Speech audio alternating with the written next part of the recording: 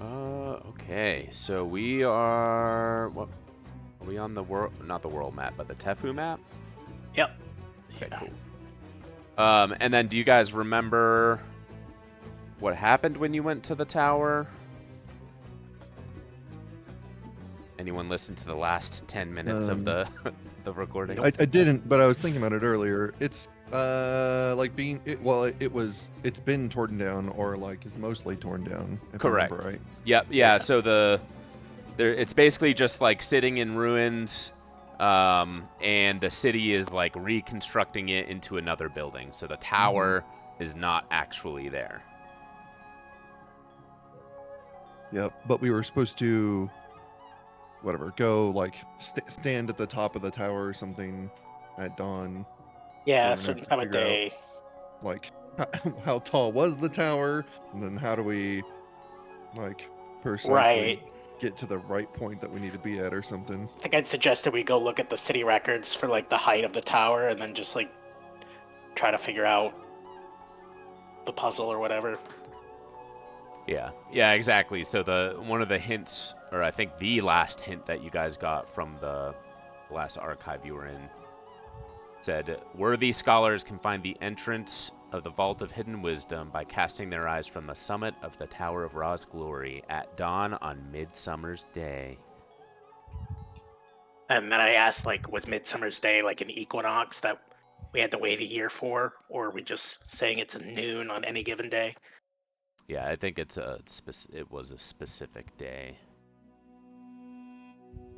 Okay, so what do you guys do? The ruins stand before you, and there's construction people all around building a new building. I think, did we theory craft like maybe having someone like fly or levitate up? I can't remember what we discussed. I don't even know if we have that option. Yeah. We have Rossi's got a potion of fly, and she can let someone use like whatever with her alchemist stuff or her alchemical allocation.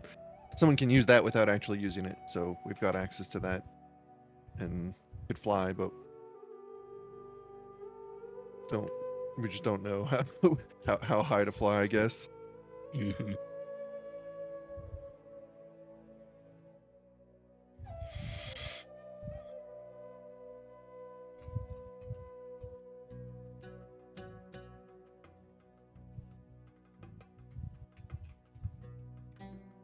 The records, they didn't indicate size of the tower, did they? They just No. noted. Yeah. Okay.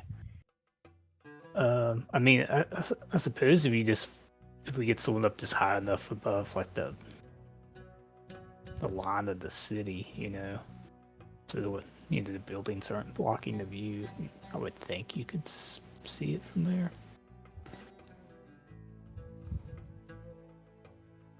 I don't know. So the last thing from the archive specifically says, casting their eyes from the summit of the Tower of Ra's Glory. So, without... The summit is now gone, right? Correct. Correct. Yeah, it's just in ruins, so... You'd just be blindly guessing at this point, and you're not really sure if that would really work that well. How long has the tower been torn down? Do we know that? I mean, it looks like it's probably just been in ruins for decades. I mean, a really long time. The stone is aged and worn, and the fresh construction kind of makes it hard to tell exactly, but looks like it's been a while.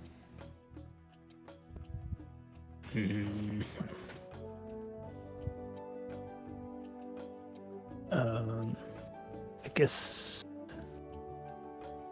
What about our alchemist friend? He knows a lot about the city. Maybe.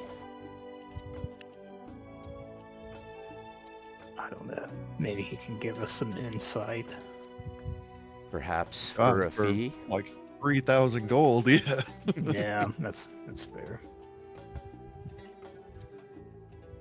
I mean, if you guys can like ask around town with like diplomacy checks or like knowledge local type stuff if you want to try and you don't want to go back to what was his name? Silas?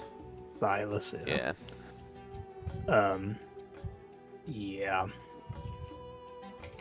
Or what else did someone mention? Like checking the local like city office records or something like that.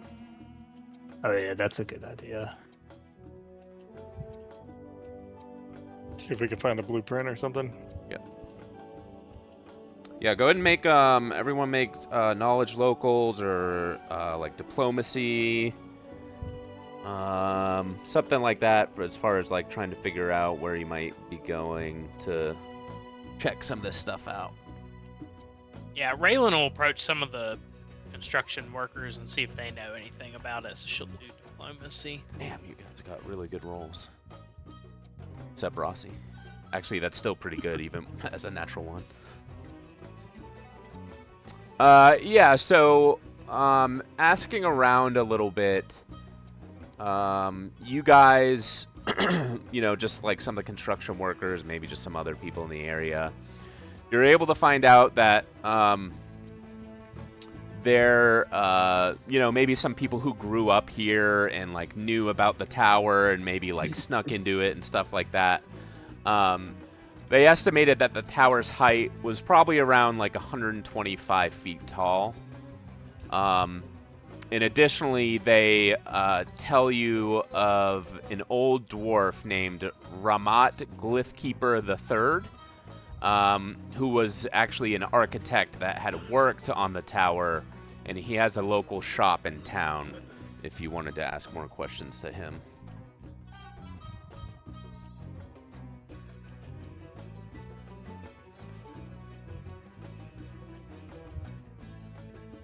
I'll put his name in.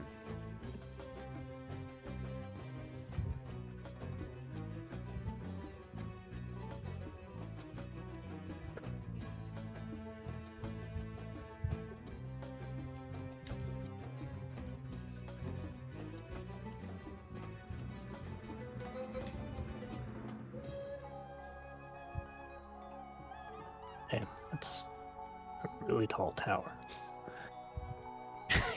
Yeah.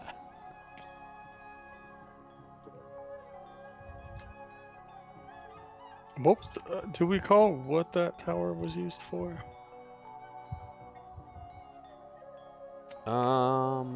Just trying to figure out why it would need to be that tall. How else is it going to show the way to the Vault of Secrets? Yeah. Fair. Exactly. I mean, I'm if that trying is to see its if only there's. purpose, that's fine, but I'm seeing if there's like a lore thing. I can't find anything in the actual the book.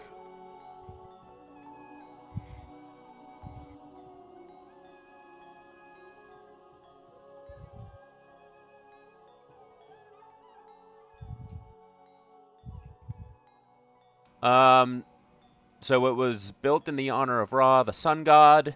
It's tall because Ra is the sun god, and it acted as an observatory and a place of worship where priests and scholars could study the movements of the suns and stars. oh, okay.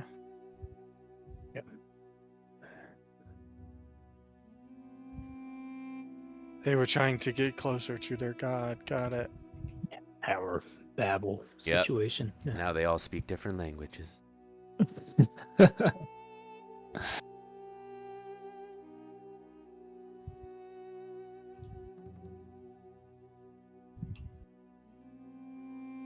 So, do we just try to time it and guess, or do we talk to this person? I say we probably should talk to the person first, because I think we basically have one shot to fly someone up there right now. Yeah, 100% talk to the old guy. Yeah, talk to the old guy. All Yeah, right. sounds like that.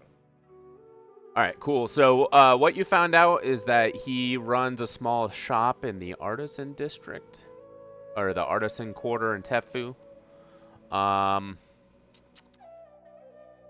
called Glyph Keeper's Rest. And, someone that you talked to around the construction site gave you directions and kind of, wrote it up on your map or whatever. So you come to the shop's front, and it's adorned with faded engravings of ancient dwarven runes and architectural motifs. Inside, the space is dimly lit by shafts of sunlight filtering through narrow, arched windows. The room is cluttered with old tools, yellowed scrolls, and dusty models of ancient structures, all resting on sturdy wooden shelves and a well-worn workbench. The air smells faintly of aged parchment and stone dust. Sitting at one of the workbenches is a dwarf. How do I show to players? There we go. Not visible. Show to everyone. A dwarf?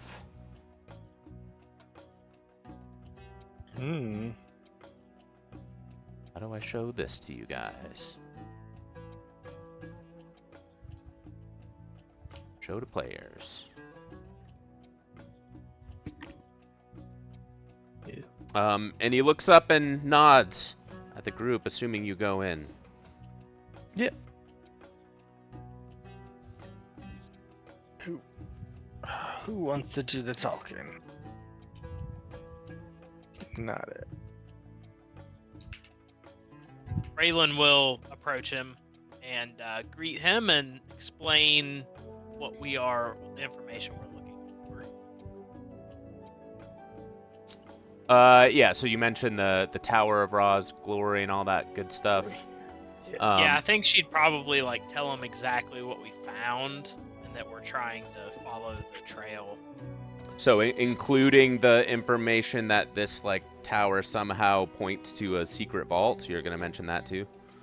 Not that part, just information that it points to. Okay, I'm just making sure. Yeah, so To the secret treasure.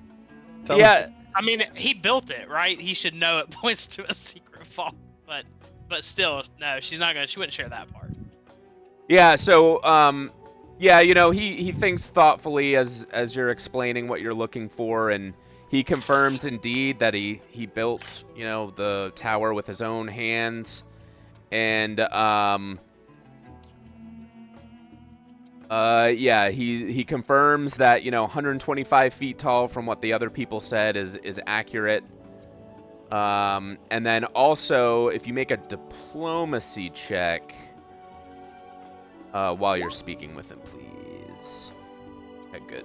Yeah, he actually says he has a set of the old blueprints as well for the tower, and he's willing to either give them to you or give you a copy of them as well. Yeah, I wouldn't want to take his originals, so a copy would be excellent. Yeah, and he has no issues handing those over. Has many copies in his old storage. Kindly, sir, would you know why the tower is torn down? Oh, I never really paid much attention to it after I built it, but I believe it just crumbled due to age and weathering. Nobody kept up with it until now, how they're wanting to rebuild something there. I'm not a part of that project, but unfortunately, just time and weather, I believe. It's a shame.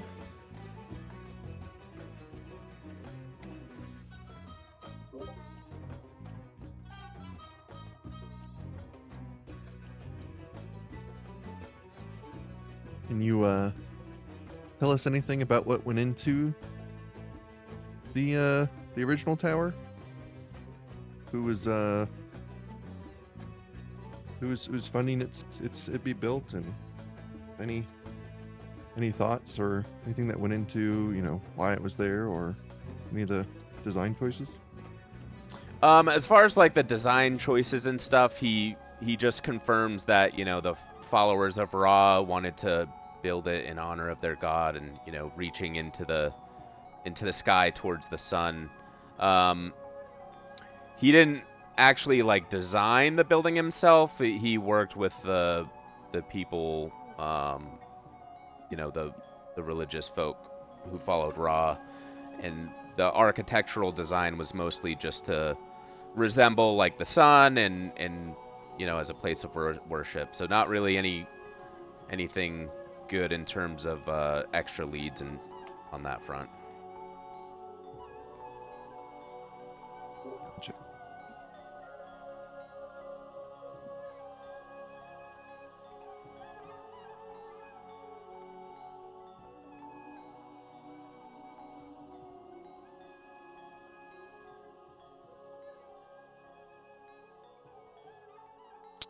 With the blueprints, does that like at the top? Does it show like perhaps like a balcony to view, or like was it crenellated in a certain position or anything like that? So we have like an idea of where to look up there. Yeah, there was definitely like a balcony at the top where, you can be as close to the sun as possible and look out onto the horizon.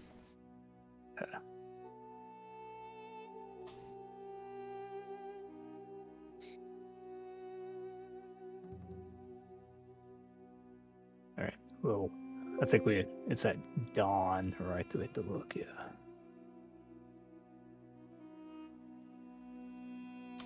Yeah, it's at dawn on the midsummer day. How I mean, how exact are you able to be with fly? I mean, if you're trying to fly up to around 125 feet up in the air, So if you is that, don't like, have a pretty easy fly to do? I don't know. speed, yeah, I mean it's pretty difficult if you don't have fly trained. I think just flying straight up. Hold on, I'm trying to find my rules here. What is it?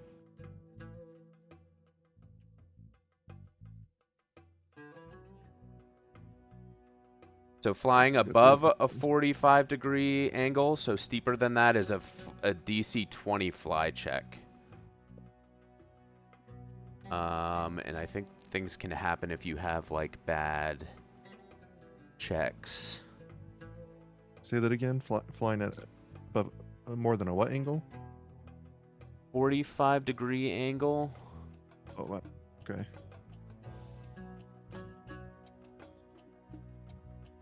So you can rise at half speed at an angle of 45 degrees.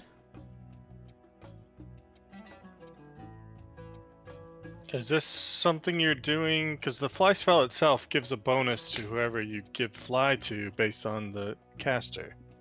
So you gain a bonus of your fly skill checks equal to half your caster level. So if you're casting, it would be half yours, so +4, which isn't huge. I'm just saying that might help. Does Yeah, fly have to be definitely. trained? Fly? Yeah. No. Don't Okay. think so. Oh yeah, here's the chart. I was tucked away in the corner. I'll just put it in Discord. So you have to make maneuvers which have these checks in them. So if nobody has fly check trained, then or fly ranked, chances are I'm the best option for flight. Dex based, I guess. Yeah. You also probably have the best perception as well to look up there. So It is probably true as well. Unless somebody can be +8.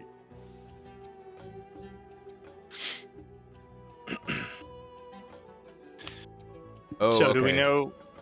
Sorry, I was just reading the rule. So I thought if you failed by a certain amount, you fall to the ground, and you do, but it says only if you're using wings. So since this is a spell, I guess you just kind of stay there.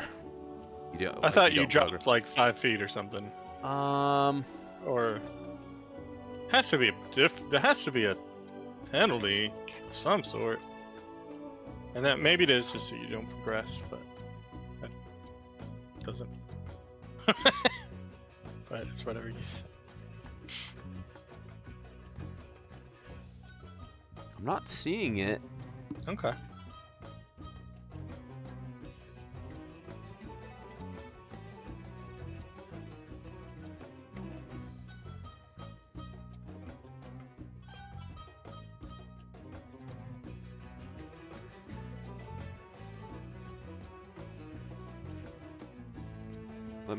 Let me actually pull out my core rulebook.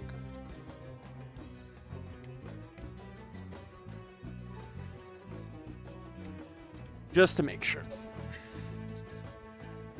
Skill chapter.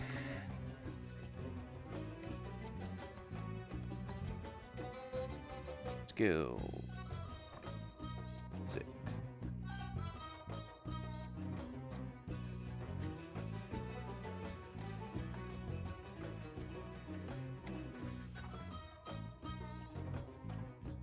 Alright, fly.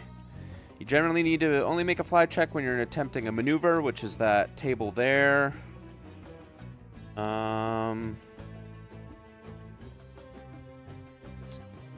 Attacked while flying, collision, avoiding fall damage. If you are falling, high wind speeds.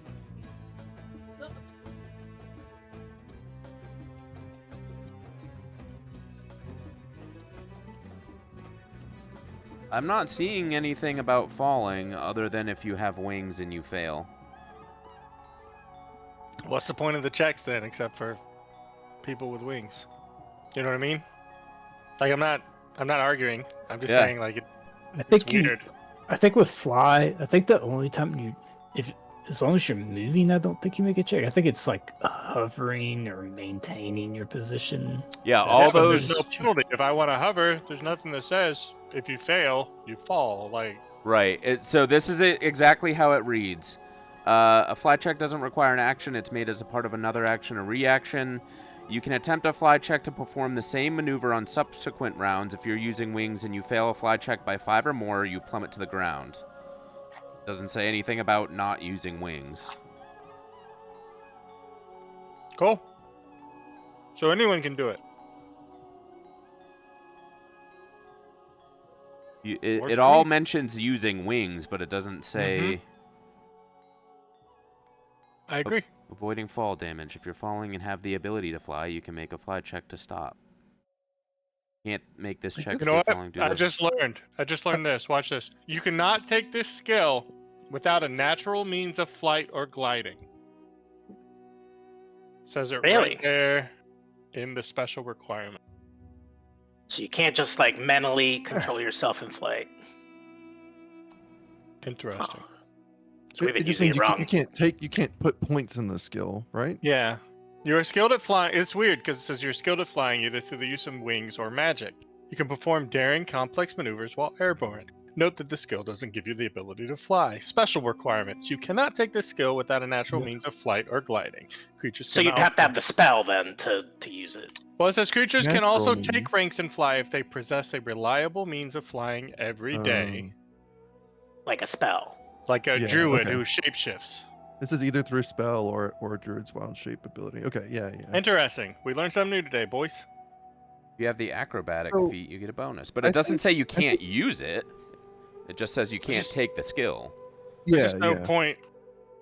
I Yeah, think right. the failures would matter more if you were in combat or something, right? Like if you try to do a maneuver and you fail, you, Yeah, but you we don't, don't you have wings, fall to so the it doesn't matter. ground. Sorry? I said, but we don't have wings, so it doesn't matter. I think that's what he's saying. Sorry, yeah, you don't fall to the ground because you don't have wings, but you still might not succeed at the movement, right?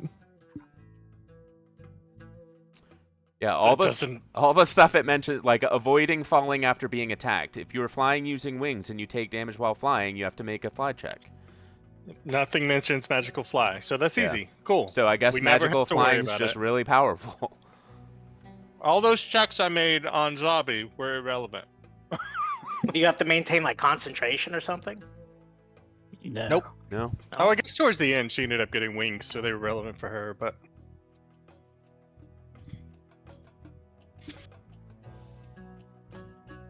Yeah, all the things like avoiding falling after collision if you're using wings, avoiding being attacked if you're using wings.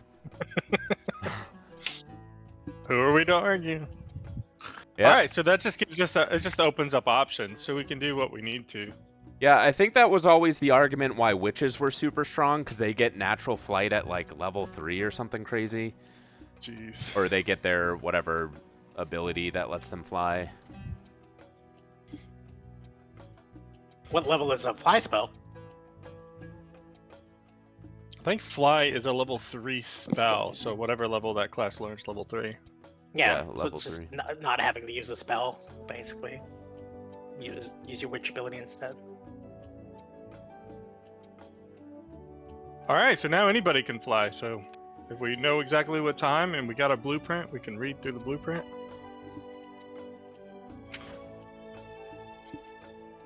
Sorry, say that again? My book just fell.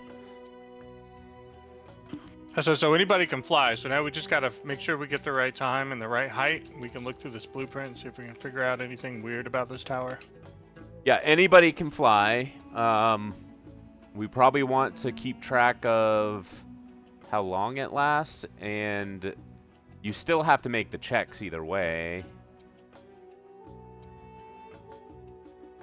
Right? Because if the spell only lasts a minute and you fail all your checks, you're never going to get up 125 feet.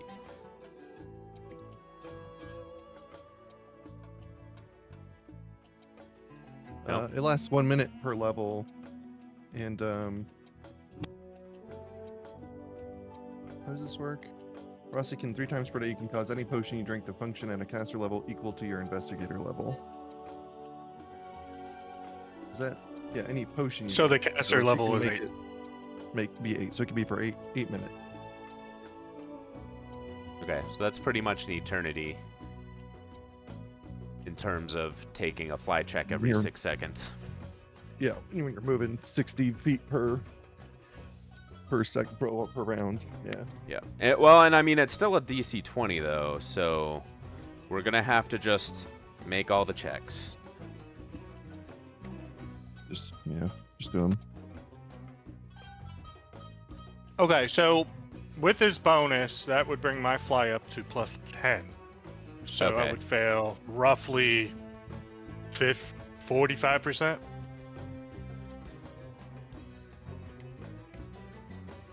Oh, is that? No, I did bad math. You said DC's 20, so. Yeah, 20. Oh, well, I mean, that would be to fly straight up, but I could ideally move it less than half speed and fly. I'd never fail it. Yeah, I can touch a volley at least for like your initial check and cast guidance from There you go. Yeah. some distance. Yeah. That's why we're level 8, boys. Got something for every situation.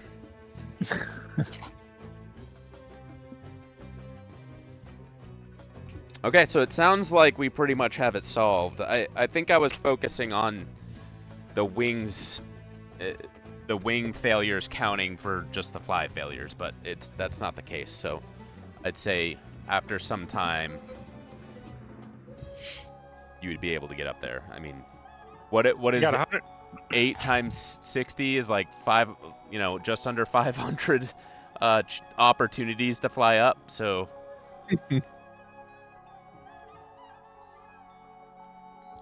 Oh no, let's see. Good. Good. Good. Actually, it's plus 4, so I make it, fail, make it. and what's your speed? I think you fly 45 degrees at 35. half speed. So yeah, you're already up like, whatever, 50 feet or more.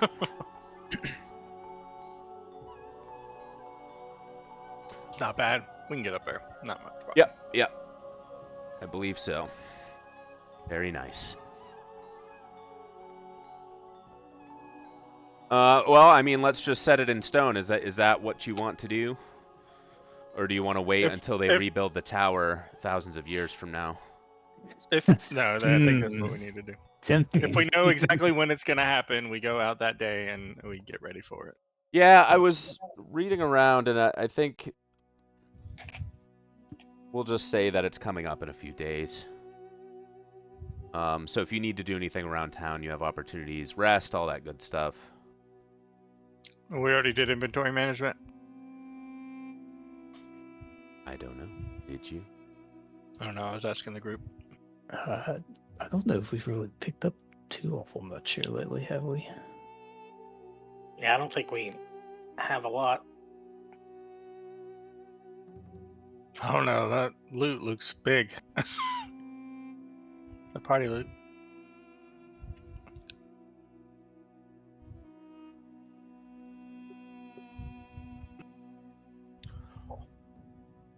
Okay, so if you guys are good, we can... Oh, here we go. I'm making sure I got this map set up right. I'm just gonna try to make arrows and buy any I need. That'll be Okay. what I do, because Yeah. I need a bunch more. Yeah, buy your Yeah, potions same and here. whatever you need. You need a magic item beyond +1, let me know, and I can roll on the town magic item shop chart thing. But other than that, we can say that, you know, through some perseverance and magic, Lee, right? That's who you're choosing to go up there. Yeah, I think I have the best chance to succeed in a Yes. timely Yeah. fashion. Yeah, so we'll say you get up there, and then make a perception check for me as, like, you know, the sun starts, you know, getting right at the point where you would think that you need to pay attention. Yeah, good. Okay, so Roll a 6. was that really a 6? Holy Yeah. crap! Yeah.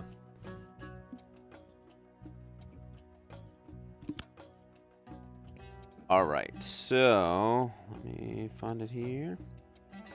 All right, it looks like the position would be pointing at an area in the Wajet Walk district. So I think we're still on the map here. Yeah, so that would be the western side.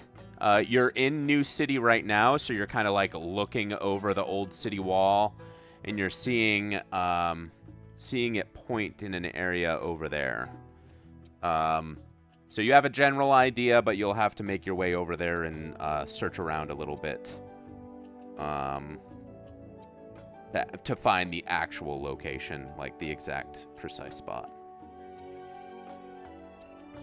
And are we looking for like an entrance, like I think a so. building? Just we're not So entirely sure. yeah, so you're not really sure. You just know that the scripts that you found said, you know, there's an entrance hidden there. It didn't really give any like descriptions or, you know, if you're looking for like a certain kind of thing. It's just the entrance is somewhere over there.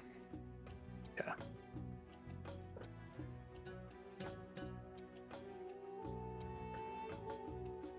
And since a day or two has passed, make sure you guys rest and get all your spells back, and make your way over to the Wadjet Walk district, and make some perception checks for me to search around this area. The perception. Yeah. Oh yeah. Yeah, so you guys kind of go like in a small alleyway and you find like a small cluster of buildings. They're mostly pretty nondescript. Nothing really stands out to you. You do find like the wall of a bathhouse. Like has like a secret sliding door behind it. And you suspect that this is probably what you're looking for. You know, no other doors like open like this, and it was pretty well hidden in one of the walls of this building. So you open it up, it makes a grindy stone sliding sound as the door opens, and it leads down into a darkened corridor.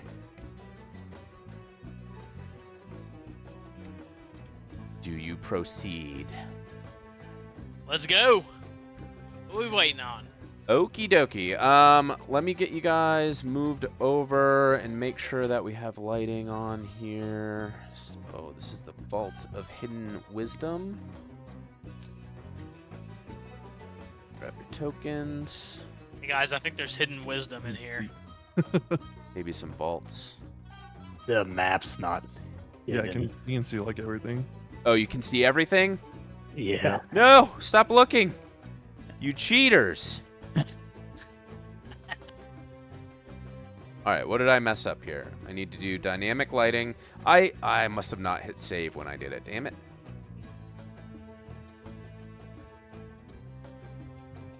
Did you guys see all the bad guys in there? I Yes. turned my head to the other monster. I did. Thank It you. came up. Thanks. One of you is honest. Yes, Appreciate I've already it, Kirk. forgotten. I didn't see it. I wasn't even looking at the screen. Yeah. Jason screenshot it. I saw it's the CR9 area or something. That's all I saw.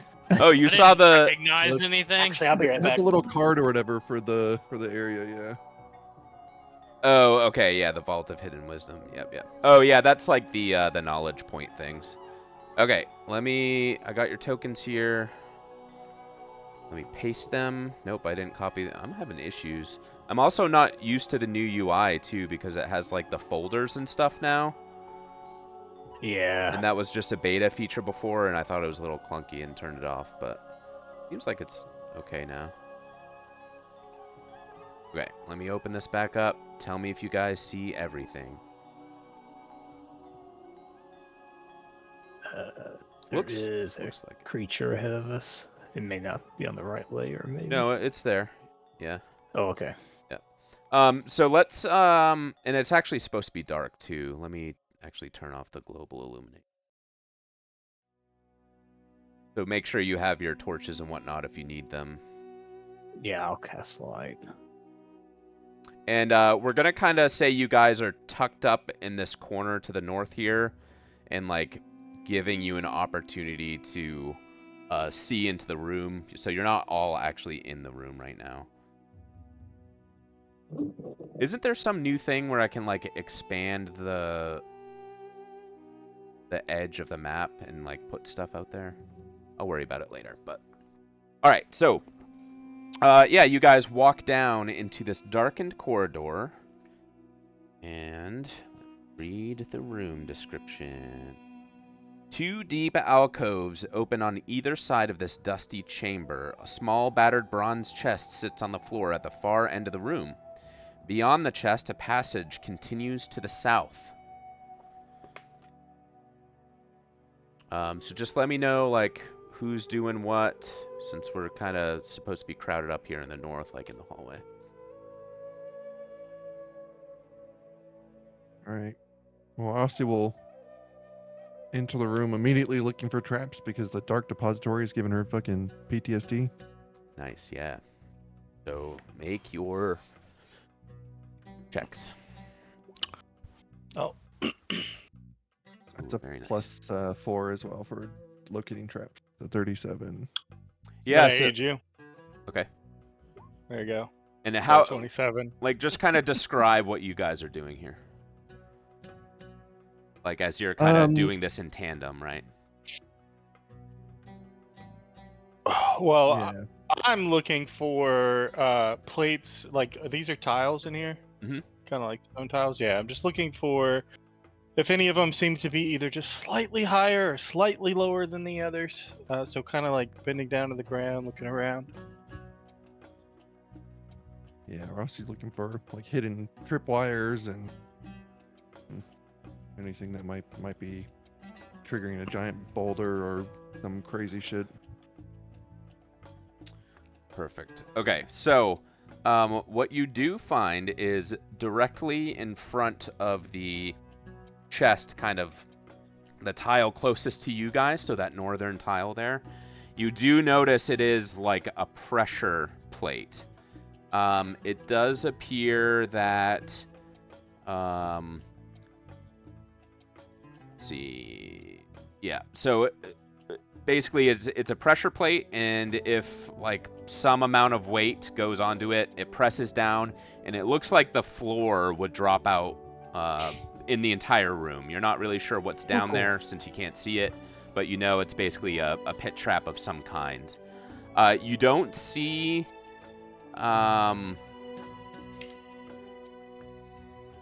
like anything immediately stands out. It looks like whatever it is, like some sort of bypass or switch or something that you would usually find with this kind of trap, might be hidden somewhere throughout the room because it's not where the actual plate is. And I'll just say that your roll is good enough that you do find like a false wall on the east side that does have a switch in it that'll let you bypass the trap there. You still will have to make a disable device, though, just to manipulate it correctly. Whoever needs to do that. Okay. Yeah, no issues. Yeah, you're able to disable the pit trap, and for what it's worth, everybody in the room would have fallen into the spikes that are underneath. Taking... Game over. So 50 foot deep, so you'd take the fall damage and then landing on the spikes. 1d4 spikes per target for 1d6 plus 5 damage each, so... Nice. And then no we would big have deal. found the exit to the treasure room, right?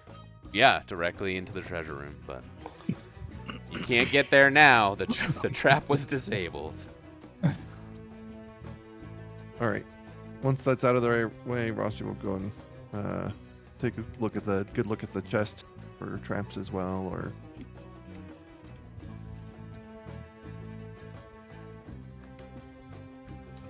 yeah, you don't find anything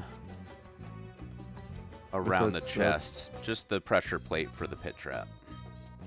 +4 as well, right? So 26. Yeah. Okay. You open the Guess. chest. I guess. You guess? I need a yes or no Yeah. here. It's really important. Yeah, she'll go to open Pivotal it. moment. It's All right. unlocked. Yeah, it's not locked. So you open the chest, and inside is absolutely nothing. But it didn't explode in your face, so that's good. Yeah, that's a win. The whole bait and The switch. treasure is survival. Any false bottom or anything like that, or is it pretty much just Yeah, a it's trick to get them really to there look? just to trick people to step on that plate and drop the floor out under them. Great. Okay. We can move on. After you. Yeah. yeah, you keep searching. Yeah. Here. Can I guess assume someone can give her light, right? Or Yeah, access I'll to that cast light, like I don't know, whatever you hold in your hand, or like something on your person to project in front of you. light? Perfect. Well, she'll move up a little bit, and then I guess hold her hand up and wave because there's something in the room ahead. Yeah, let me read the description for that room since you can pretty much see it from there. So several desks piled with scrolls and codices sit in this chamber, though they seem to have seen little use. What you see in the middle of the room appears to be some sort of clockwork creature. Oops. Show this to the group. How do I do that again? Shift Z? There it is. So this little robot guy. But it doesn't appear to be moving, and it almost looks like it's slumped over, almost like it's been turned off or something like that. Okay. It also appears there's a thick layer of dust on this creature. Clearly a sign that it's not moved or been used in some time. Rossi, Maybe it's not actually a creature, it's just a metal statue. Correct, yeah, it's just a statue. It definitely won't come alive. Oh, okay. Is that the impression she has? It's just a statue? Make a perception check. Okay. No, this actually looks like it's some sort of maybe clockwork servant or something like that that assisted in the archives, but it just appears to be powered down at the moment. Okay. And of course, the dust indicates it's probably been powered down for a very long time. Yeah. Well, she's gonna take another look at the tiles in front of her, going into like this hallway in this next room. Make sure there's no plates there or wires there. That's a 19. Yeah, you don't see anything there. All right. Cool. Move forward. Yeah, and as soon as you step there, Yeah. you hear like an audible like alarm sound. You don't really know where it's coming from because you didn't really see like any sort of pressure plate or anything here, but it sounds like some sort of alarm has started going off. It kind of blares for maybe a round or two and then stops. Any movement from our buddy here? Nope, he just chills out. Okay. Something's gonna be coming after that. Well, we got some other pathways we could take, or we can just see what this dude's deal is. Maybe we should just wait and see if anything comes to us. Unless it's a trap, like the chest was a trap, and it's supposed to get us to start running. That Scared. too. Either way, I think caution. Agreed. Okay. Rossio step to the side, or I mean, she can even step like further. She can step in the back or something. Leave John. Yeah, sure. I'll be like front. fully prepared. Yeah, what? With So my- what exactly are you doing? I'm holding my halberd or loosened hammer at the ready, and I'm just like tensed, waiting to see if the alarm results in anything appearing and attacking or running out at us. Perfect. So I'd probably wait like a couple minutes just to be sure. Yeah, definitely. So, after a few moments, you see these two creatures kind of round the corner here. It looks like another clockwork type creature, but armed and on alert as it rounds the corner to come and attack you. So we'll roll for initiative. Yeah. So Man, that's a cool looking monster. I don't want to attack. So would it. I be considered flat-footed if I expected it? Even though, because I forget how flat-footed works. No, not if you're. I'll say no. I don't think it's worth looking that up, but I'd say since you're looking for it. Yeah, it's not a surprise, but I forget where flat-footed falls into that. It's just whoever hasn't acted. So I Yeah, really but understand that. we'll just say you're prepared for it. Cool. You're, All you're right. bouncing on your toes, ready to strike.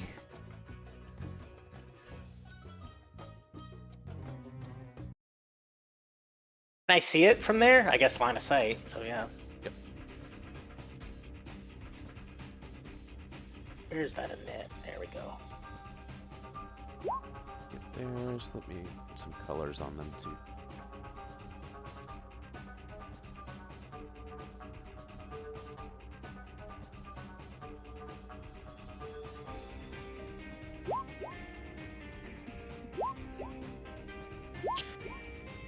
Bloop, bloop, Bloop, bloop. bloop, bloop, bloop, bloop.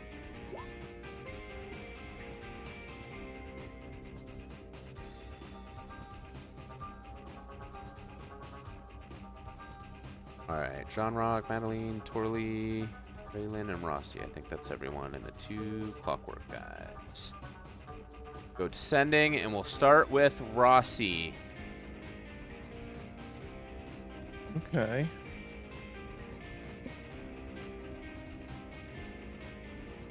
Well, she cannot see them yet, so she will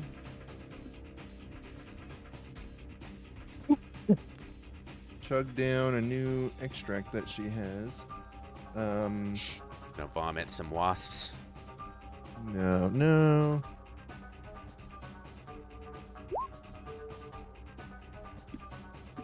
So she's gonna chug this Channel Vigor extract and give herself. Oh my god, that's awesome. I don't know what's better. I guess the second one, the mind. So +4 competence on knowledge and perception and ranged attack rolls. Yeah, that's So awesome. +4 to ranged attacks. Yeah. I think that's what she'll do. Sweet. That'll be Okay. great. So, Clockwork Soldier number 1. Move up to John Rock. Now, if I have reach and I could see where blue is, does that mean he's moving from a threatened square into a threatened square? Yeah, you can make an AOO. I'll give him partial cover since it's kind of around the corner. Yeah, totally. Okay. Let's see. 25 is good. What kind of weapon? Adamantine.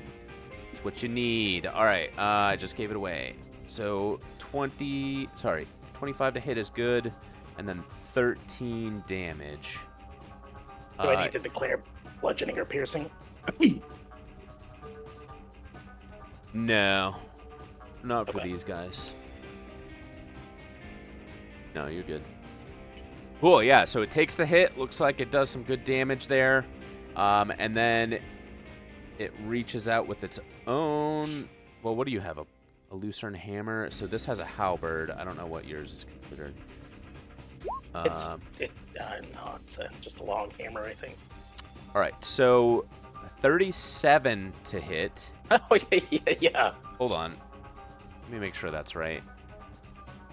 Because I don't have a damage roll on it either. Yeah, I was gonna say, even with the 20, that's a plus 17. Pretty good. Yeah, that is correct. The damage is not correct, though.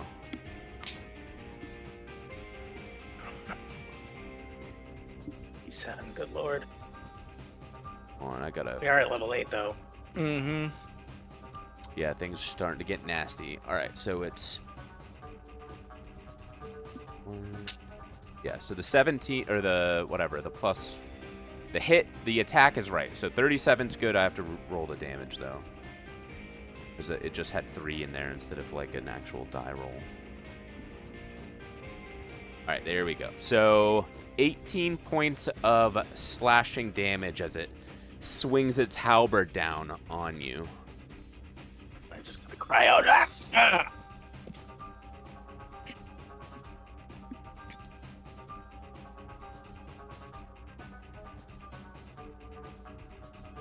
Alright, that's it for that one.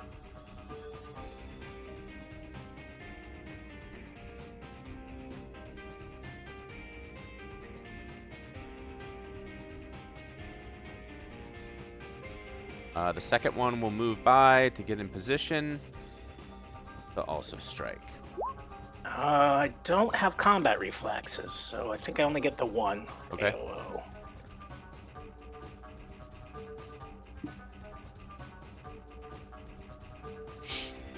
Alright, so this one will hit for 36 for 22 points of damage. Holy fuck. Slashing. Okie dokie.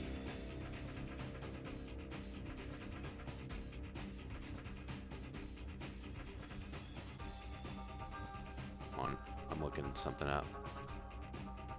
See how that works. So,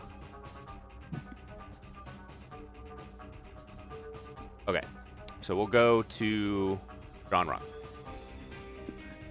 All right, kind of panicking now, seeing that these guys are pretty brutish. I'm gonna slide my hammer up, just like do a quick motion that brings it up. I choke it up, and I'm gonna do a one-handed full round attack on the guy in front of me.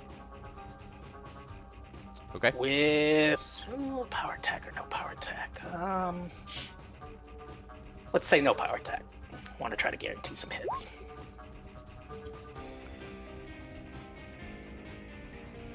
All right, so no power attack.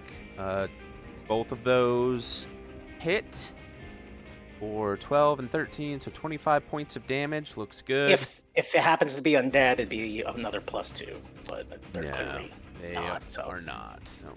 then I'm gonna 5-foot step back here. Okie dokie. Raylan.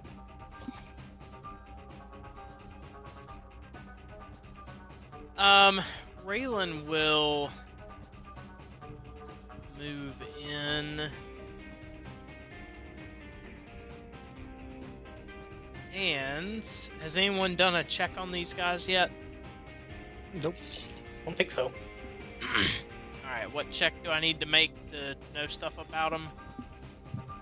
For these guys, it's going to be Arcana.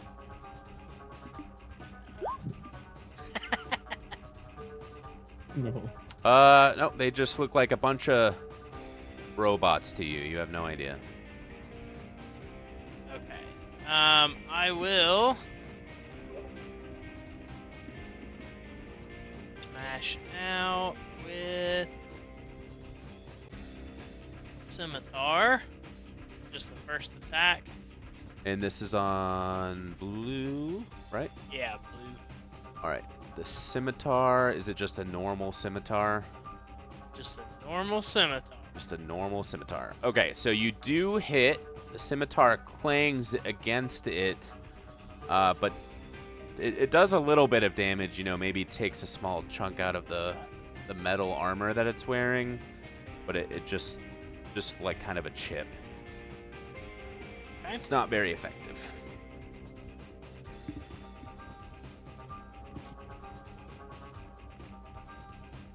That's it for Raylan. That is it. All right, Twirly. Alright, I will swift action and study this target. Shoot 1,200 arrows. And yep, you know Buster it. shot. Alright, it is point blank. I'm gonna add some deadly aim. I'm not gonna get any attack. It's good enough. And we're just gonna unload right into. Alright, here you go. 32, 29, 23. All good. Oh, the 23 hits? Yep. For some reason, I was expecting really high AC. Okay, cool. So all of these hit in the exact same spot because I have clustered arrow. Mhm. So DR only applies once to all the damage. The Awesome. total damage Damn. is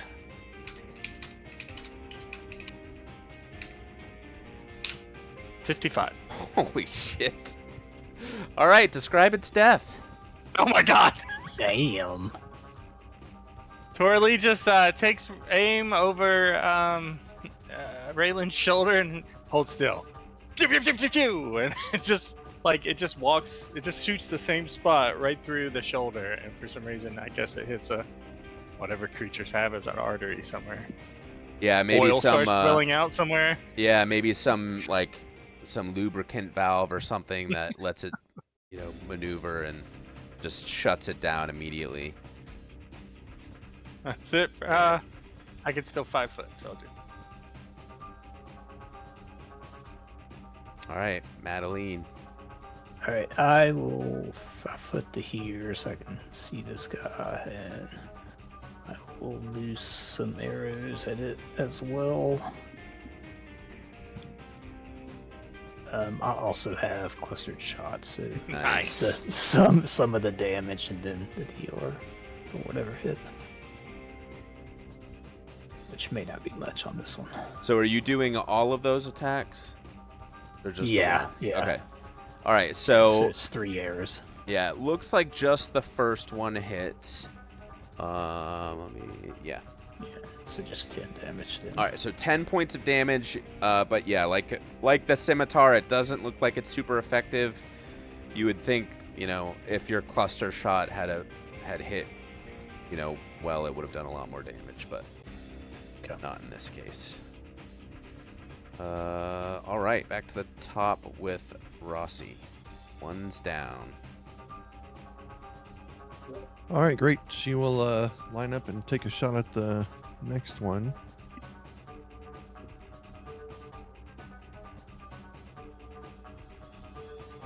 Okay, yeah, 32 hits, but its its armor is just too dense and it just kind of plinks off of it.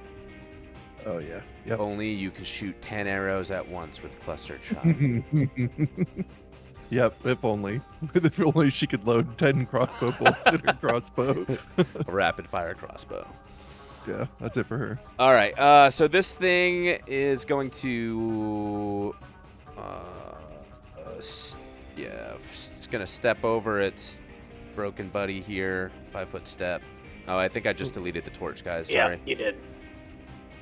And it's gonna full round at Raylan there.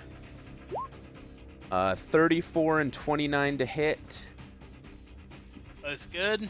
So 15 slashing and 14 slashing. Damn, that is super low damage for them. Sounded like it. All right, yeah, 15 slashing and 14 slashing. For what it's worth, that 14 is minimum damage for them. So That's you sucks. dodged a bullet there. All right, John Rock. I'm gonna 5-foot step, and I'm gonna full round attack. I don't know how that works with Raylan in the way. I'm just gonna give him partial cover. Okay. In that case, we will just focus on non-power attack. 30's So, good. 30 is the only one then, yeah. Yeah, for Max damage, though. 23 points of damage. Yep, that's really good. Yeah, so your hammer smashes into this thing. It's still alive, but takes a good chunk of his, there's like cogs and screws and stuff like falling all over the ground. Your hammer rips into him. That'll be it. Raylan. All right. I will 5-foot step here. Clear the way for John Rock's next attack if needed. And I will use a swift action to do this. So my weapon counts as magical on my next attack for the purpose of overcoming DR. I don't know if this is going to work, but we're going to try it. So it's magical just on the first attack. Just magical. It's not like any other type. Like basically Correct, as if yeah. it's a +1 weapon, essentially. Just without the extra +1 on it. You get one extra I think plus. so. You get another +1 to your attack, though, right? Is that calculated then, since it's a magic weapon now? Well, it doesn't make it a Yeah. +1 weapon, right? It just makes it a magic weapon. Yeah, it just makes it count as a magic weapon. Okay, cool. So the first one hits, and you said you were doing a full round Yes, second one, but it's, okay. it's just magical on the on the first one. Okay, so yeah, the first one hits. Looks like it does a little bit of damage, but doesn't seem like the magic really did anything. The second one hits as well. It doesn't confirm though. And just barely scratches him with that. Okay. 'Tis but a scratch. Alright, Tortoli. All right. We'll swift action and focus this boy. And unload. Another 4 arrows. 25, 13, probably misses. 21. 25 and 21 hit. All right. So total.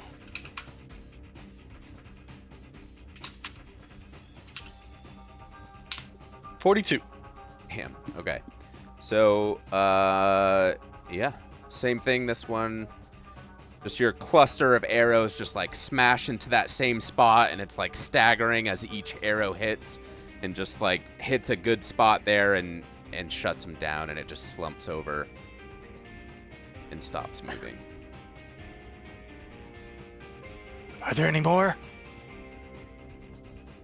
For now, turn asked order the group. is over. All right. I sling my backpack over and I reach in and I pull out 8 more arrows to refill my quiver. And then sling it back over. Nice. I'll just kind of say, damn, those guys hit hard. Yeah. gather up the 3 arrows I shot. I'm gonna try to gather up the ones I hit with, but I'm sure a couple of them are broken.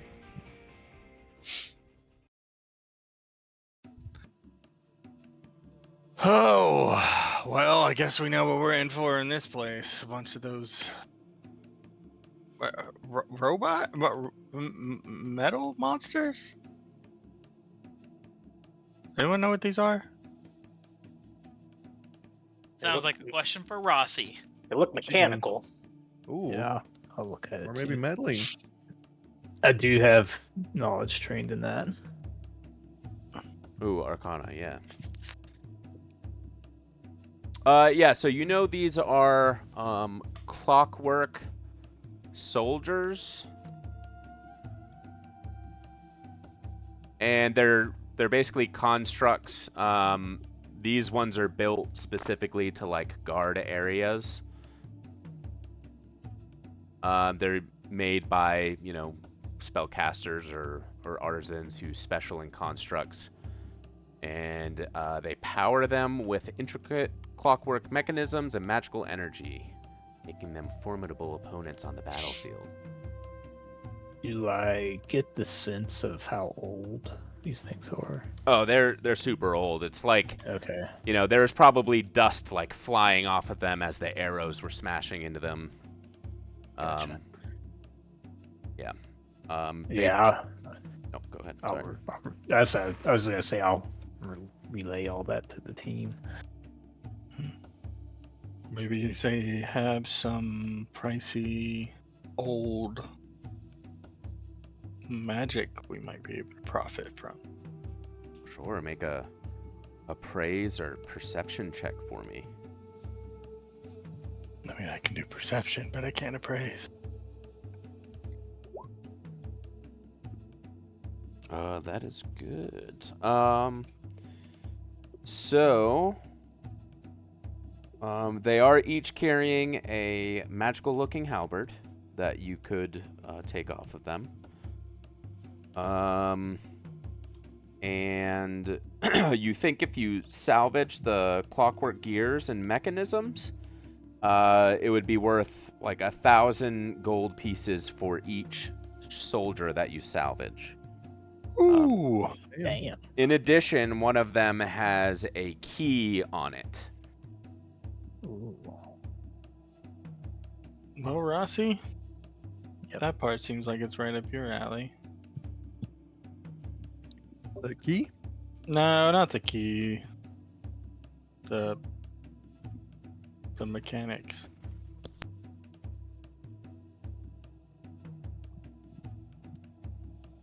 All the what the gears and stuff? Mm-hmm. Oh, drip that down. I'm not carrying that. Yeah. Yeah, God. how heavy do we have a bag of holding? We have handy haversack. Okay. I think we have two actually. Yeah, I We have thought two. Yeah, I believe so. Yeah, I mean, for these things, you're not like stripping every piece of like metal off of it. You'd just be taking like the small, intricate like cogs and little pinwheels and maybe some wiring and weird stuff like that. So it's really just easy. little pieces off of it, not like the whole. You're not scrapping the whole thing. Oh, Yeah. well, yeah. Definitely the copper wiring. Oh, yeah, for sure. With the methods that we I've been It's- broken into many houses and emptied their copper in a while, so.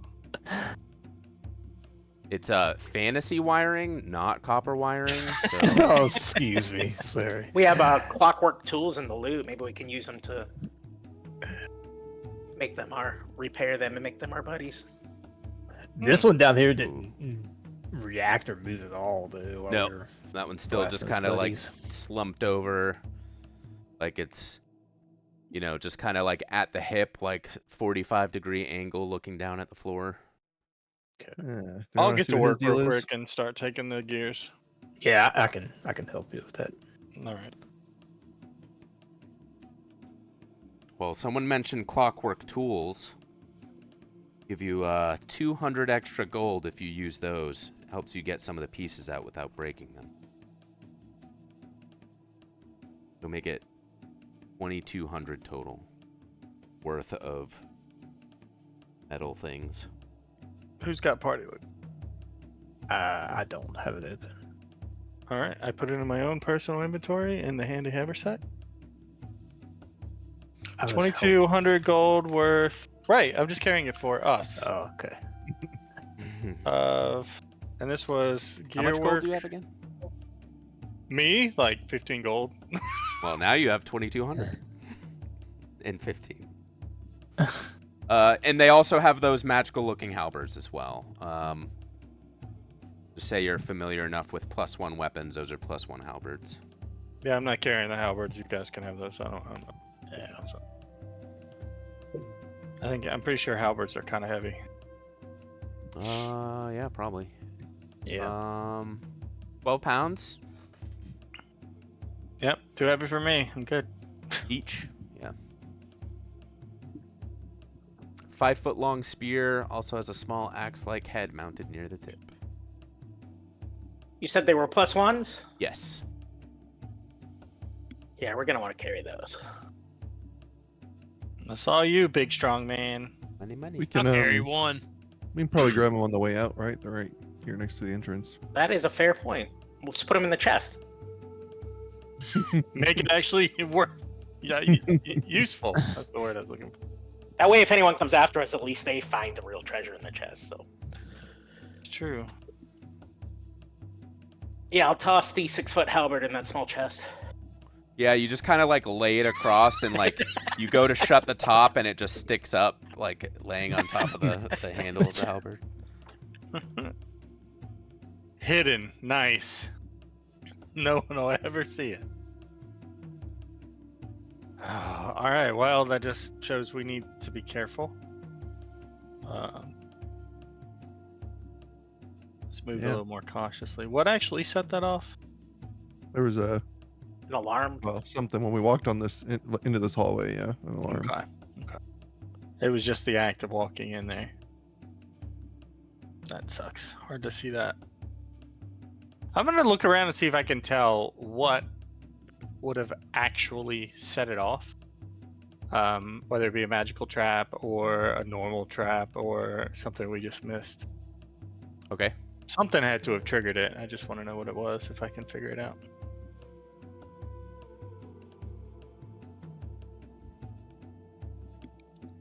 That's the wrong button.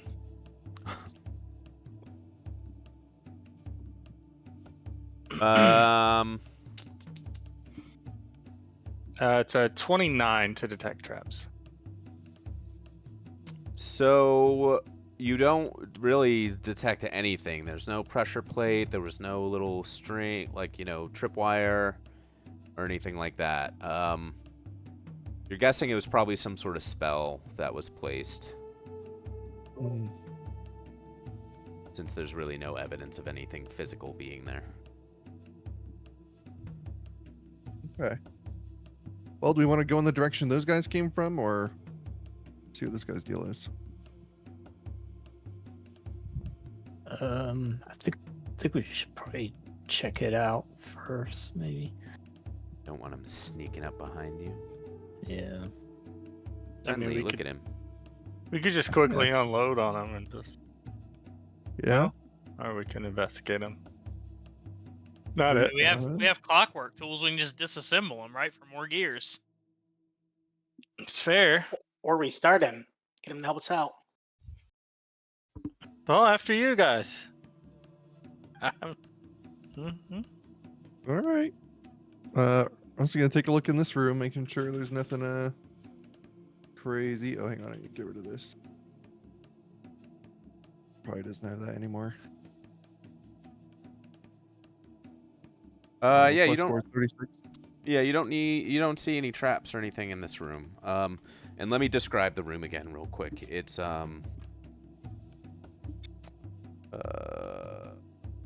several desks piled with scrolls and codices sit in the chamber, though they seem to have seen little use. So it looks like a room that you could start doing some of your research in, going through some of these scrolls and things like that.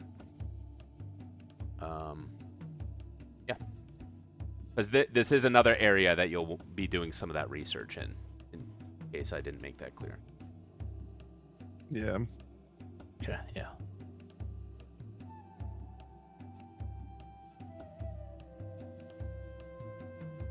Well, so he steps in the room.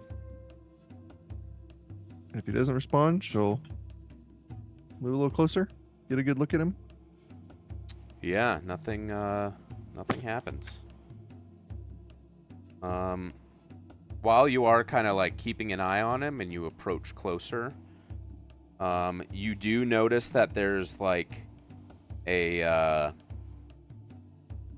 like, you know, like those old like toys that you wind up where you put like a key in their back. You notice that on the back of this thing, right? And you think that key that you got from one of those soldiers up above in the north that you just killed looks like it would probably fit in this thing. Ooh. You want to wind him up?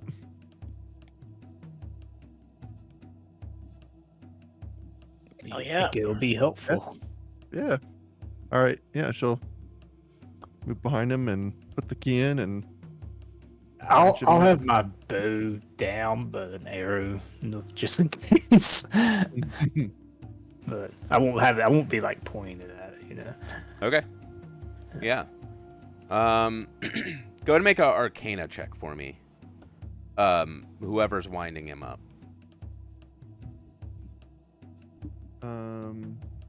Is that knowledge arcana? we're Yeah, saying? knowledge Arcana. Yeah. Okay, cool. Okay, yeah. So you stick in the key, and you start winding it up, and you kind of get like to the end where it's getting a little bit tougher, and then it clicks, and you hear kind of like maybe a little bit of a mechanical, but maybe also like a magical hum come from this creature, kind of like, and it like slowly stands upright, and its like eyes flash on, and it kind of looks around the room, and in ancient Osiriani, it speaks and it says, "I am the library servant. I am here to serve." And basically, what's going to happen is when you make your research checks here, it's actually going to help you and give you bonuses on your checks. Nice. So it'll just do things like, oh, like if you can't find a certain thing that you think you're looking for, like some book, it'll be like, oh, this book is over here on this shelf, and it'll like point you in the right direction and assist in your research. Dang. Good job getting them all wound up. Be a +2 bonus on one research check. I wasn't hiding around the corner, I swear.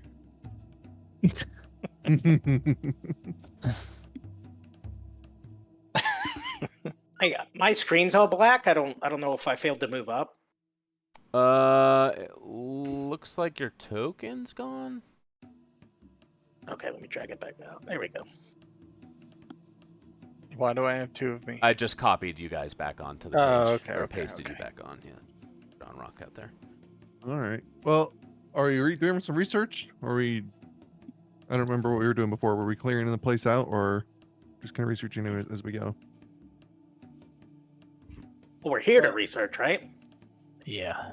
So Okay. probably Cool. first opportunity.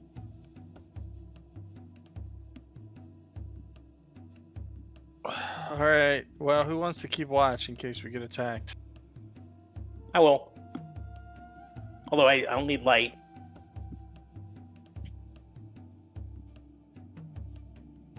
I can't help you with that. I can cast light if you need.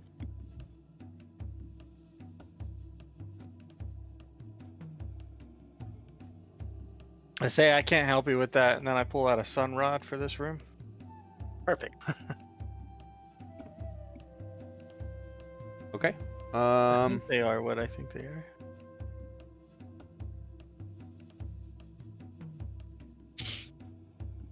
And I guess we start looking through stuff. Is this room that we're in the research room? It is a research room, yes. Okay. Is Yeah. it like books and stuff, or Yeah, it's like little scrolls and codexes and it's just a small little library basically. okay. So go ahead and make your knowledge checks. So the research checks for this can be engineering, history, or nobility. And then I'll give whoever has like the highest roll a +2 from your little robot helper. I'll try to go for support because my roll is so bad. Sure. Ooh, I will keep watch then. I cannot help on these knowledge checks. It was what now? History. Engineering? Yep, engineering, Nobility. history, or nobility. Yep.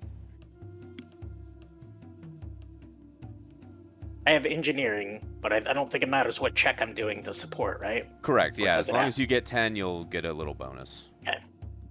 But I'm at a real disadvantage, so I'll just support anybody She's- else.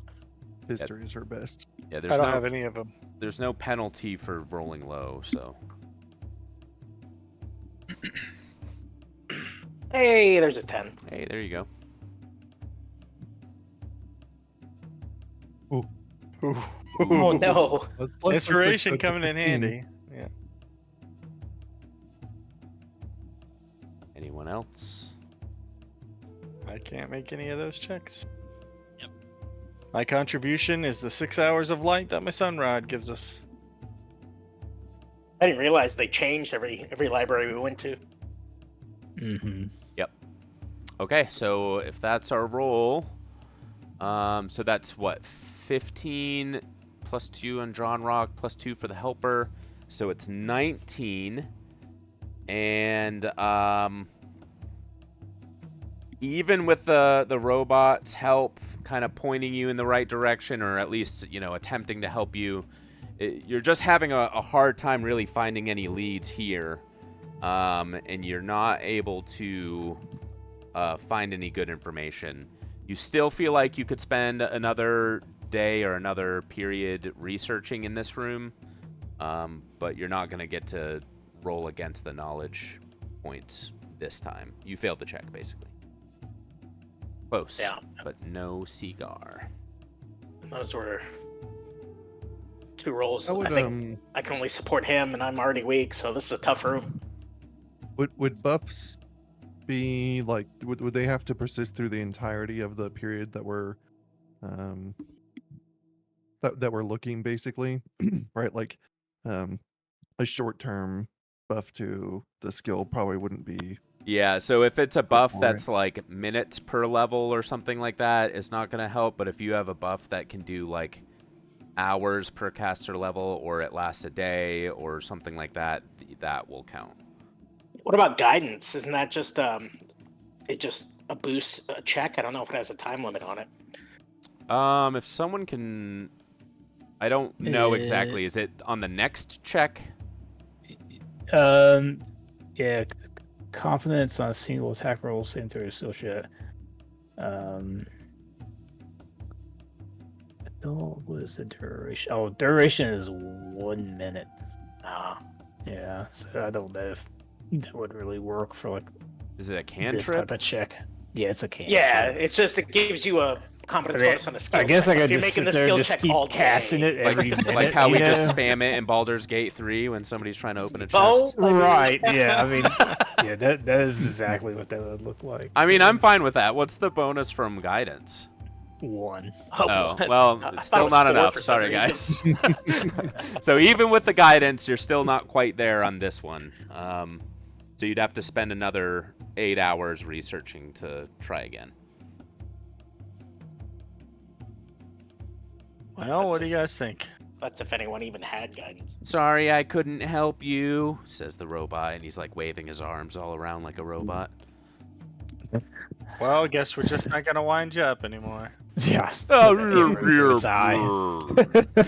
So we just spent how many hours studying? 8 hours. 8. Yeah. So do we need to rest here, or we You press can rest. on? You can push through. You can like push through as in study again without resting to take your exhaustion or. No, I know. I'm asking the group. What do we want to do? Oh, okay, sorry.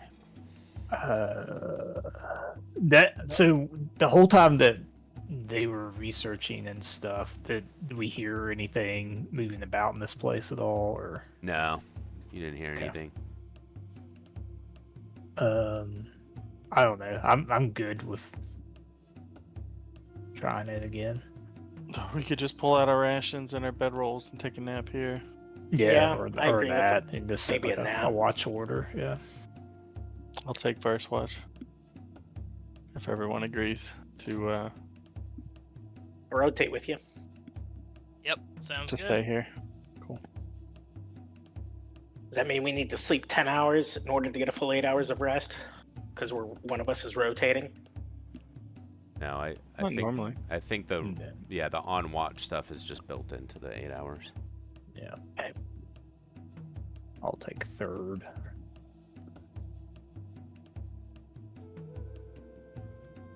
Assuming we're doing 2-hour watches.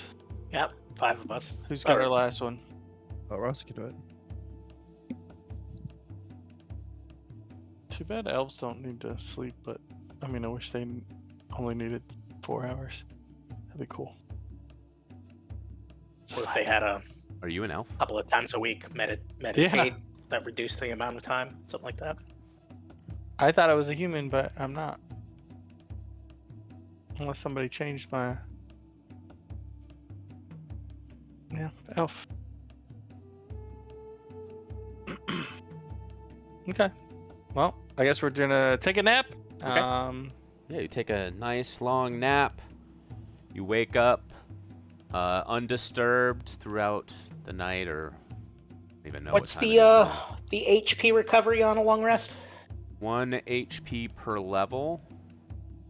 And then if somebody has spells to throw on you before the rest, they can do that as well. You know, they'll get their spell slots back. Yeah, if we're doing a long rest, Rossi can whip up 3 alchemical allocations and give you 3 potions of cure serious wounds. Oh, what do you think? I can also just cast some if we're taking a rest too. Yeah, if it's not a I wand can or something. I can use lay on hands as well. There we go. Yeah, I don't think any of you used any spells in that fight, right? Or after, so. I used the arrow spell. There's I meant like 19. healing. How That's much how are you much? down? That was 19 on that one. How much are you down? I'll take the 19. Do you need more? Let's see if it's 62. Yeah. That's the point of a long rest. Just get healed so he'll get There's his spells 16. back. Yeah, and then I'll recover naturally from the long rest for the rest. Okay. Yeah, I got over 50% of my HP was taken away from 2 hits. Those things were brutal. Well, you should learn my trick of just taking minimum damage. Yes. How do you do that again? I rolling rely bad? on the DM to roll badly. Yeah. Yeah, I rolled a 2 and a 1 on that damage. I was like, man. I did not take the armor specialization that included DR, so Okie dokie. Alright, you guys are good. If you want to go ahead and make your engineering, history, or nobility checks again. To continue your research. And your robot pal will help out, give you a +2. the odds of me rolling twice on this above a 10 or low. Yep. Oof. So he's on his own. So that is Well, a that's at 25, right? That's pretty good. 14. Sorry, 24 plus the 2 from the robot, 26. Alright, that's good. Alright, go ahead and make your knowledge point damage roll. It's 1d8 plus your int modifier. Rossi. Rossi? Yeah.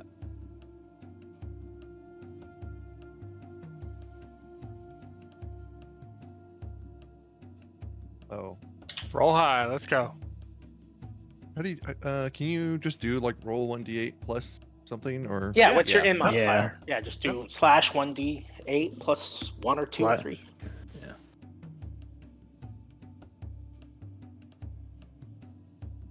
it just says unrecognized command? Slash roll.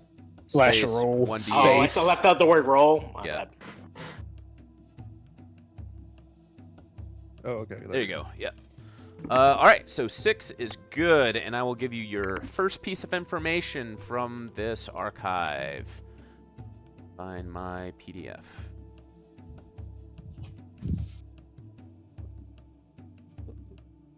All right. So.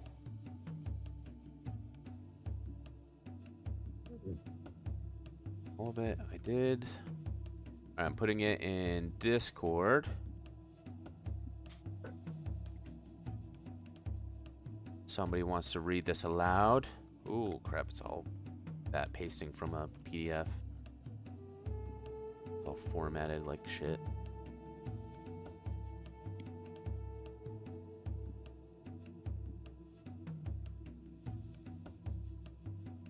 Okay. Alright, it's in Discord.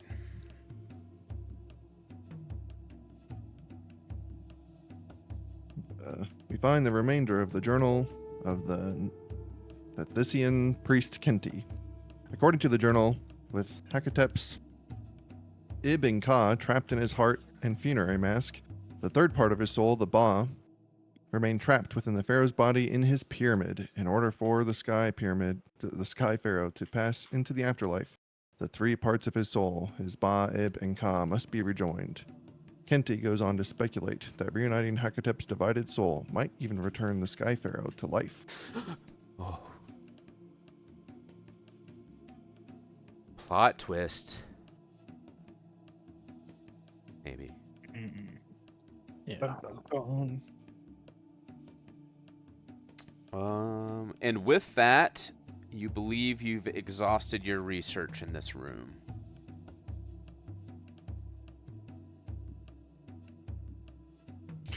Have we found that we have the funerary mask, right?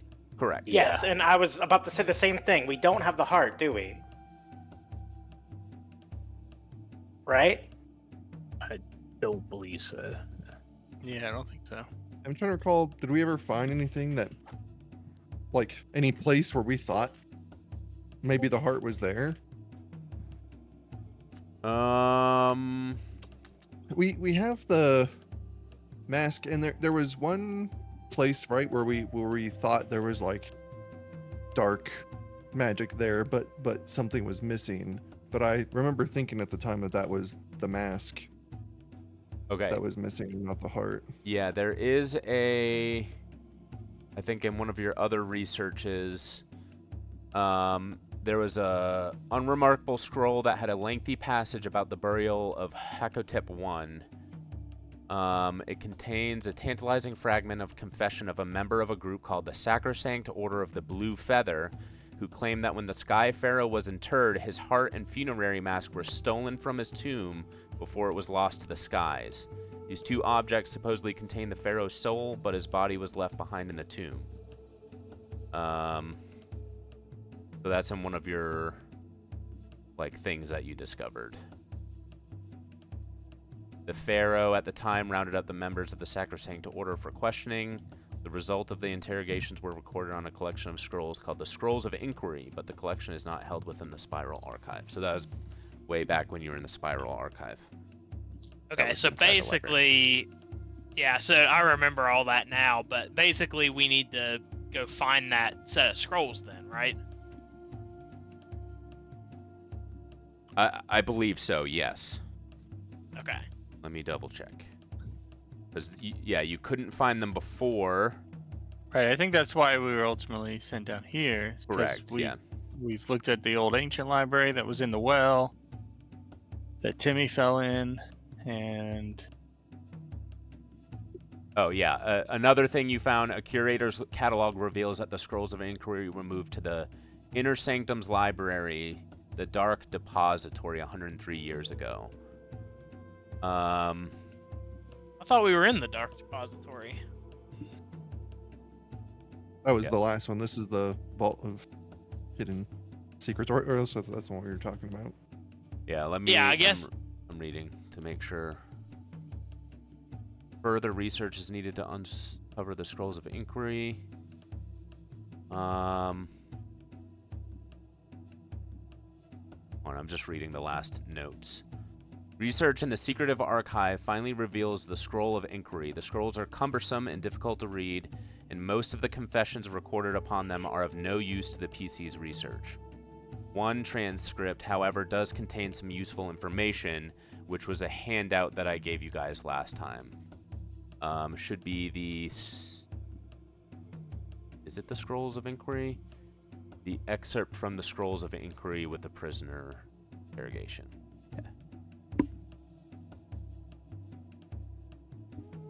Yeah. So it's the excerpt from the Scrolls of Inquiry was the handout.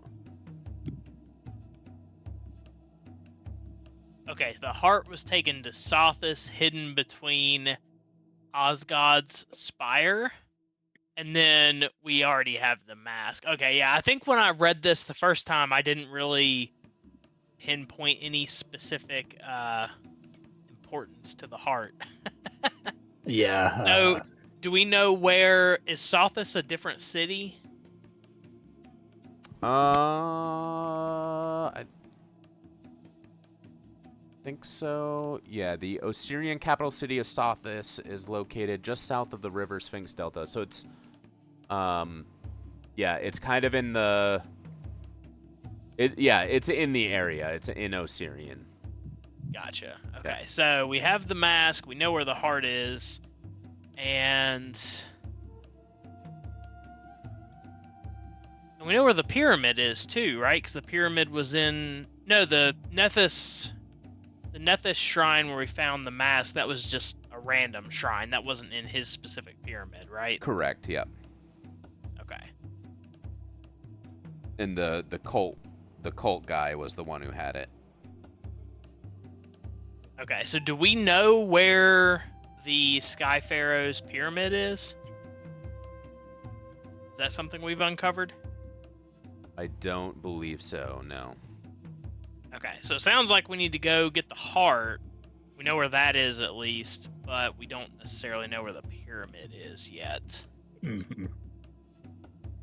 Yeah, you've seen. This- you've seen some like pictures and references to like the flying pyramids and stuff like that, but you don't know of a location.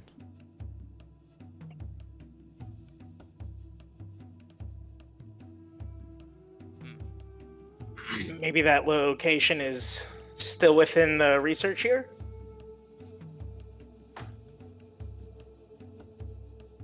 B.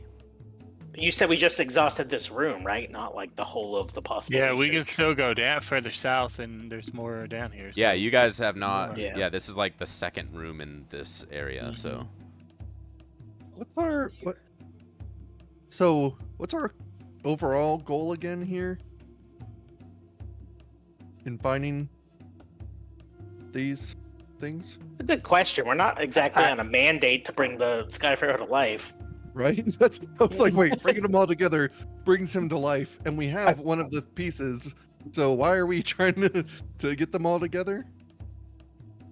Well, I don't think that we are. I think we had originally come to figure out who this guy was. Like, we didn't, before we came to the city, we didn't know he was like the Sky Pharaoh and like all this other stuff. But I think we were trying to determine like why the cult back in the first city was trying to do what they were doing. Yeah. Okay. Rossi's all on board cult for is uh, education mission. So Yeah. So I think we're just trying to figure out as much as we can about this guy, and then it probably sounds like likely we need to get to the heart before they do. I don't know. I guess that's what I'm thinking. yeah, maybe something about like getting him to pass into the afterlife is more important than Yeah, than just leaving all the stuff scattered. Yeah. That's Raylan's thought, is that if we can help him pass into the afterlife, that's what we need to do. Okay, gotcha. Because clearly, if we don't do that, this cult's going to continue to try to resurrect them for what sounds like nefarious purposes. And bad Yeah. things will happen to good people. So Yeah. Right. yeah, that and, makes sense. and remember, the mask was kind of the source of that undead uprising in the city. So the cult wanted something, there's power there that they wanted, and whatever else is involved without me spoiling the whole campaign. So. Oh right, I forgot the mask was at the center of that. So really, and that, I mean, yeah, I guess there's two aspects of it. It seems like if we can't help him transition to the afterlife so that hopefully the artifacts lose their power, then the next best thing would be to have a backup plan to destroy the artifacts, just in case, if that's even possible. Yeah. Cracks. Yeah. Cool. All right. We're moving on. Okay. I'll go in front here a little bit. Does her robot guy go with us? Yeah, he'll kind of mingle on behind you guys as you go to other libraries within this area. Oh good, we can send him down the hallway first to see if anything explodes. Yeah, Yes, that's let him not a fall bad into idea. some pit traps. Yeah. Let's do it.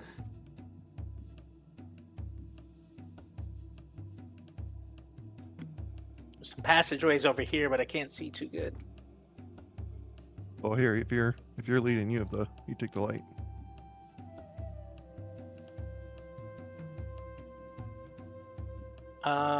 It looks like it opens up here. Maybe you should look for traps. All right. Will do.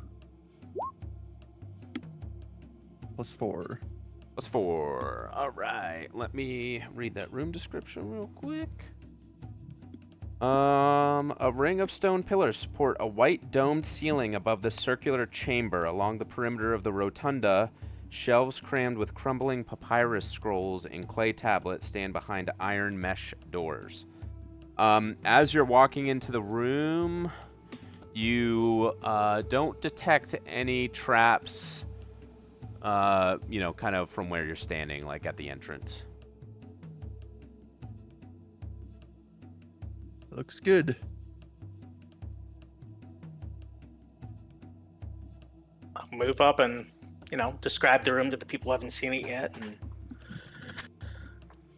I'll say it looks like the books are behind some sort of metal. Is that right? Bookshelves with wire mesh? Yeah, shelves crammed with crumbling papyrus scrolls and clay tablets stand behind iron mesh doors. So they're just kind of like on these shelves, but they're, just being held by these little doors. Seems like they want to protect the information here.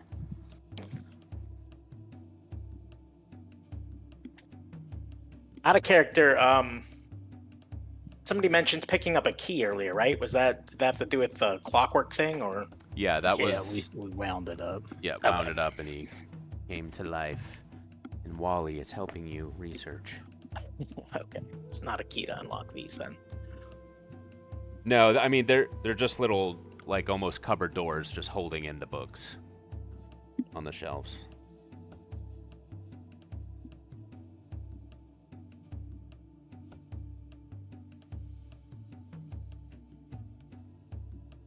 Right, I guess if no one else is doing anything, I'll move forward. I'll go with you. And is this one of the are these little pillars the shelves, or? Yeah, so the shelves kind of line the circle of this room. All right. And those pillars are just kind of like going up into the ceiling, so it's like a 30-foot high white painted dome.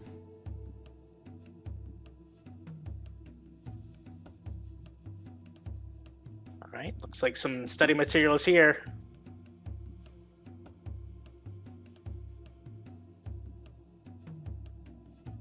Yay, more studying. Yeah, more studying. I graduated. Why I gotta do this again? A robot friend. Beep boop, son. Beep boop. Beep boop.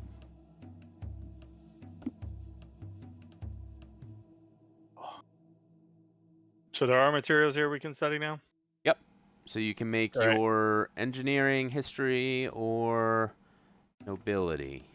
All the same ones. I will post guard again because I am no Who has assistance light? here. I can cast light. Can I have light? Can you cast it on me? I'm gonna go be nosy. And apparently, Wow. it's not. Apparently, it's super dark in here, right? Yeah, there's no light sources whatsoever in Yeah. this area. Okay. Yeah. So. Got lucky with a nat 20 there. I'll just toss y'all another sun rod to last another 6 hours. We just took the last one with us. Oh, Only right. lasts It's 8 6 hours hours. long. Yeah, that's right.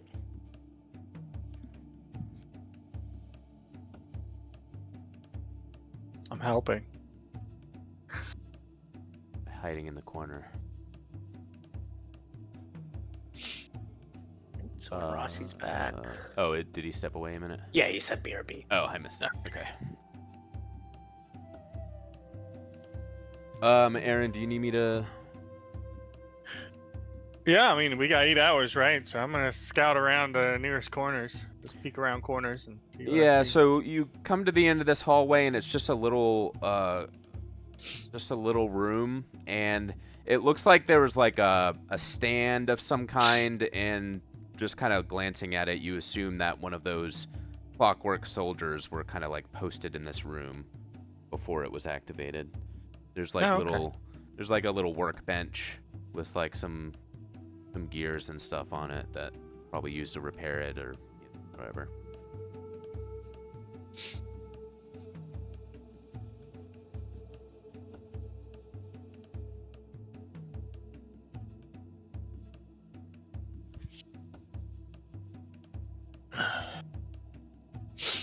Okay, I'm good. Scouted my 2 corners.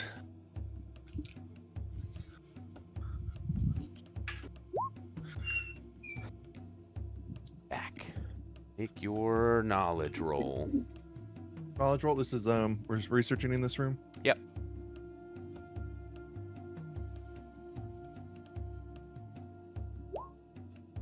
Yeah. I'll give the. Actually, I don't think it matters. The 10, so that's 20, 22. Even if I gave the main roll to John Rock, it's not quite enough. So again, you just like this first initial research attempt here is just not quite enough. You struggle to find anything good. And you would need to spend another 8 hours to make another check.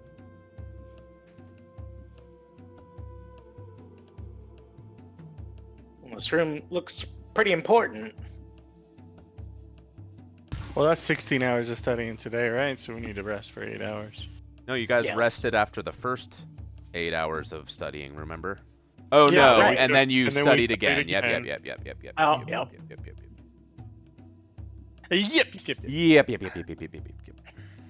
All right. I think I found where that creature rested around the hall. And down the other side, it forks into a 4-way, but I didn't actually go past it. Just so you guys know. Well, it's been a day and a half since we've been attacked. Maybe we could afford another rest. All right, let's go in this room and rest.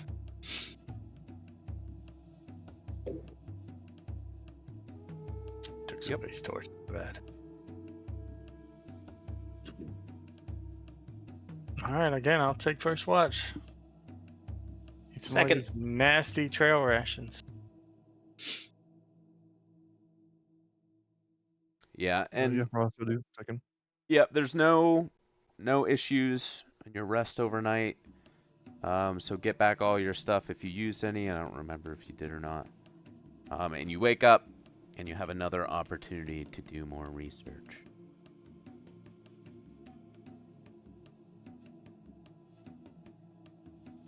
You guys got this. I just Here we go. Hey, there you go. All right, so that's 25, 27 with the robot's help. And go ahead and roll your 1d8 plus your intelligence modifier.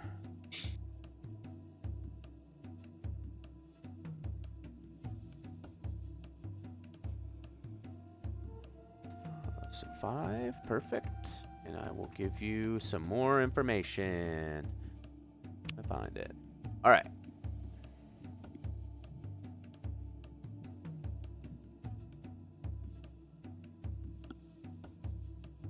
Yep. All right. Still put that in Discord.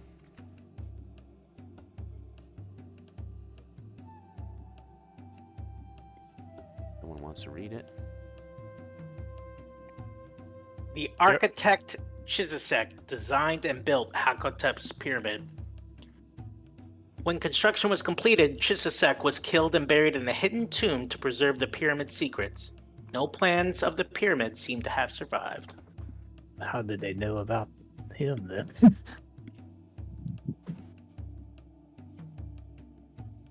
Somebody had to kill him. Yeah. The reason to kill him, somebody had to hire someone for, so it must have been enough.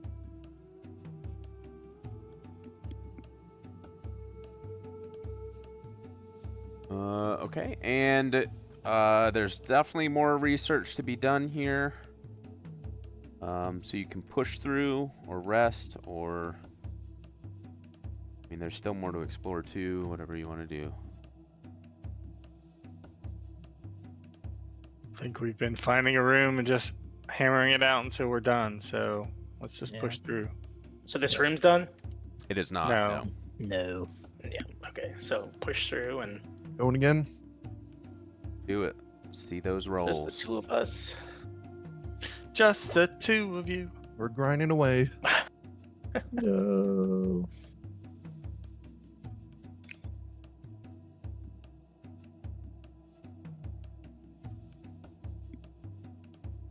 Oh, that was a 9 history, so 15. Yep. On rocks wasn't good enough. Yep, and again, you struggled to find anything of note. And you'll have to either rest or push through again. Make sure to do exhaustion if you're pushing through. I think one night to push through is good. Say we rest now. Yep. Again, I'll take first watch. Okay, yep, no disturbances throughout the night. You get the feeling that those patrolling robots were what would have disturbed you had you rested. But patched. Alright, go ahead and make your rolls again. Man. My God. These are just the weird knowledge rolls that most people just don't take. Yeah, Yeah. don't train. Yeah. Yeah, I don't even know why I have this, but I do. What? Yeah. Oh, I guess I got to pick some. So I have religion, dungeoneering, and engineering. Yeah. I have dungeoneering as well, but unfortunately, no. While What about those geography? No, not on this one. But while those guys are doing their research, everybody else make a perception check for me.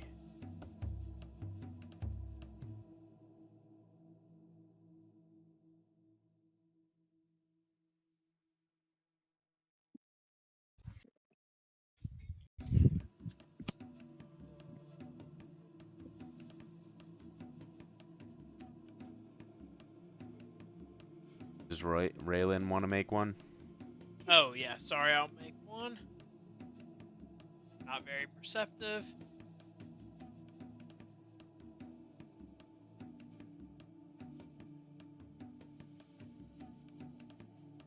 Pretty bad to get jumped. Maybe. Maybe, or maybe it's they'll notice something about the library to help us discover. Yeah, actually for so Torley and I'll say Madeline and Raylan were assisting. So while you guys are just like kind of sitting around bored, for these 8 hours, you guys just kill some time looking around and observing the room. And Torley, especially with her detect trap bonuses, notices that the domed ceiling, the proportions of the dome seem like they're wrong. Almost as if it's like a false ceiling. And how high is the false ceiling?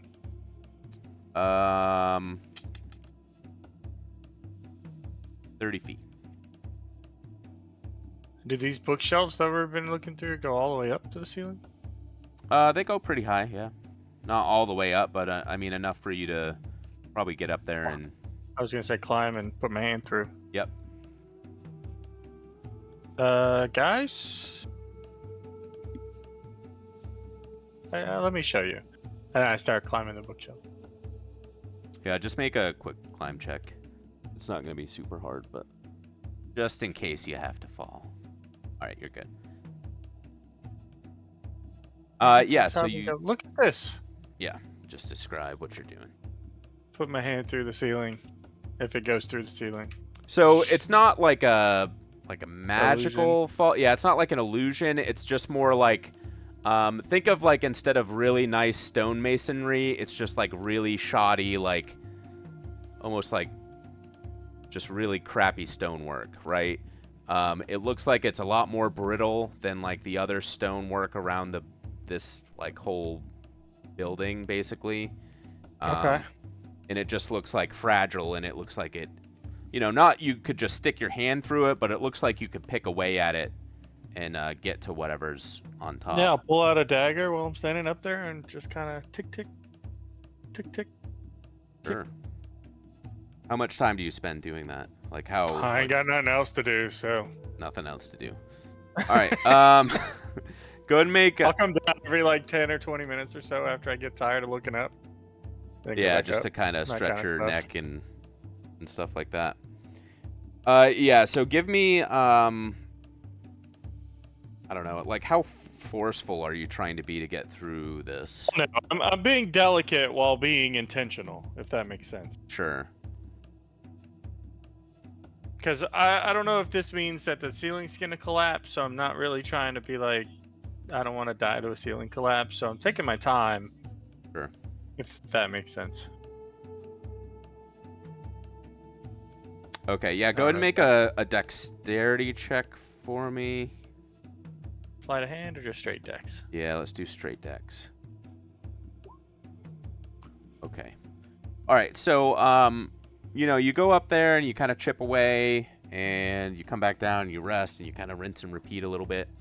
And you get through, like, almost like a whole foot of this, and then it finally, like, breaks through to the other side. So it's like a foot of this shoddy stone, like, false ceiling. But right as you break through, like, the entire thing collapses down into the room. Oh god. So let's... I should have known. Uh-oh. Yeah, so Yeah. let's Wanted to make... speak this whole time. I should have. Yep, so I did. let's... You know what? You guys could have stopped me at any point. This was very slow process. Yep, let's everyone make a reflex save. Baby. Oh, let me do a reflex save for your robot buddy. This could be his last foray into the library. What's he got here?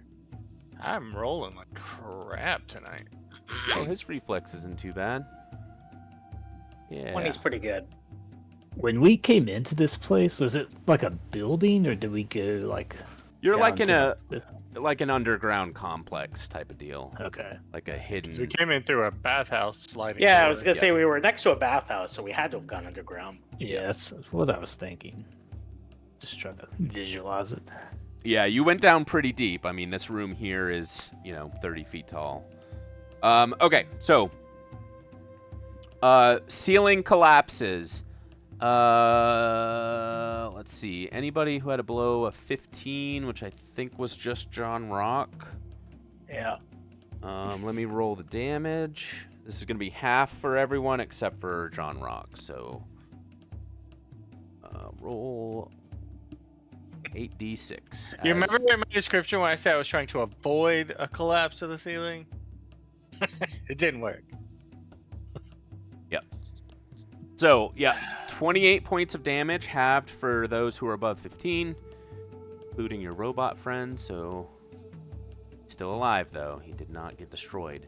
But additionally, as all this rubble like falls down on you, these two creatures like float down from the hidden compartment in the ceiling. Oh no. I'll show you them real quick. So these two like mummy cat things float What the down heck? from the ceiling. Mummy jackals. Yeah. And they look super aggressive and ready to attack. So we'll roll for initiative. What's their current height? We'll just say that they land on the ground. Just like with all the commotion of the rocks and stuff, they come down in time to land before you guys can really get your composure. I missed this damage. How much of this damage did we take? You take 14. 14 points of blood. Half. Okay.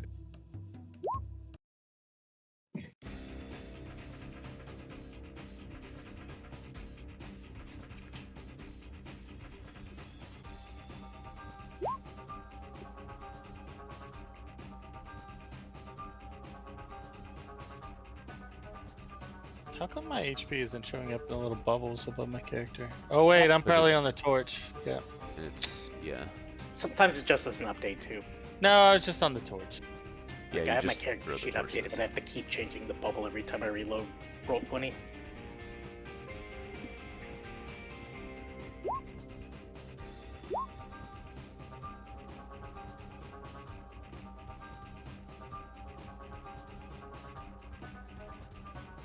Get around ticking there. Oh, you did roll on the torch, by the way, I think, Aaron. So your torch. No, my Torley says 26. Oh, really? It says torch on mine. I might have had the torch selected, but they fixed it where you don't have to have a token selected. Oh, okay. Nice. Yeah, so it just rolled both, I guess. Alright. Sort descending. We've got Torley, Madeline, Raylan, John Rock, and Rossi. Is that everyone? Looks You only like- have one cat on there. Yeah. Is that 14 for both? Nope. The other one was 26. Why is it not doing a second one? Oh, because I have a torch selected too. So that was actually probably me that did that. Oh yeah, because we had the same roll. Yeah. So Okay. Ha. All right, what's your dex? How do you Uh, resolve ties? Or does it do it for you? It's on dex score, I think. it would be unless his dex is higher than a 22. I mean, these are mummy cats, so... I mean, let's it see. might be. You said 25? No. Okay. 22, So, yeah. yeah, I'll make sure... Swap you and... that down. Alright. I think we're good. Start at the top with Torley. So did we have a second to stand up out of the rubble, or? Yeah, I didn't knock you If we down or avoided it? anything. Yeah, and I mean, were you still? You were like kind of up on the I'm bookshelf. assuming if Yeah. while I was up there, yeah. Yeah, yeah. Like as soon So as you did broke I fall through. from him? No, you didn't fall. So I'm up top. They are 20 feet up. Oh, 30 I like feet it. up, something. Hoping that cat isn't on top of me. That works out. Yep, it I'll is swift focus, swift study target that cat closest to me. Yeah, it's probably the best spot you could be in. Yeah, right. And just will I get sneak? If he's denied it? Yeah, it's flat-footed, right? So Yeah, cool. So I'll add sneak.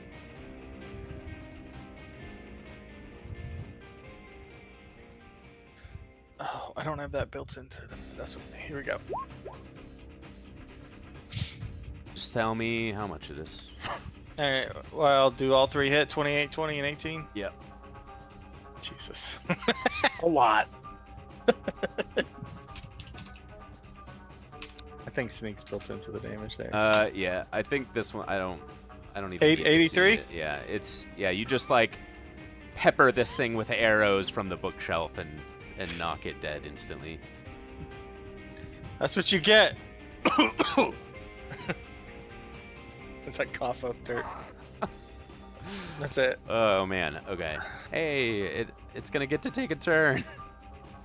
All right, so we've got Rossi right there. It's just gonna attack the first person right next to it.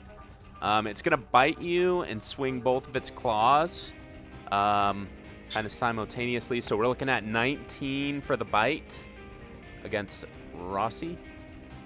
Yep. And then 12 for one of the claws. That will miss. And then 26 for the second claw to hit. Yeah. Alright, so the bite is 12 points of damage, piercing. The claw is 13 points of slashing damage. And then as it sinks its teeth into you, you start to feel sick because it's got some like nasty stuff in its mouth. And make a fortitude save for me, please.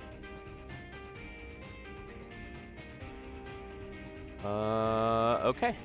You're good. So you're able to shake off the Ubashki rot that it was going to be giving you. Okay. Kinda gross. Nice roll. Sounds like a bad time. All right, that's its turn. Oh, actually, hold on. Make sure I didn't miss this.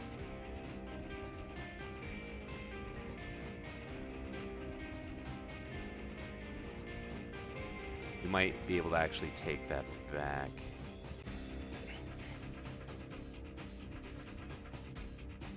Yeah. Okay, so it's not going to do that. It does this on its first turn. You can take your health back. Oh, okay. It was 13 and what? 13 and 14? 10, so 23. All right, so 23. it doesn't actually attack, it howls. So it lets loose like this piercing howl, and everybody make a will save for me. This is a mind-affecting fear effect. Okay. Sorry, sonic mind-affecting effect.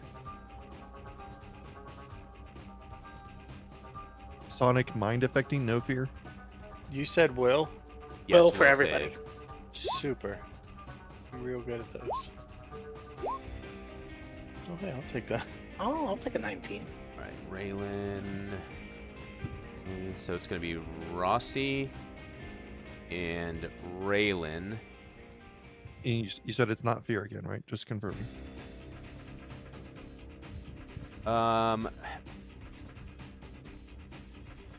Comes frightened. This is a sonic mind affecting effect. Okay.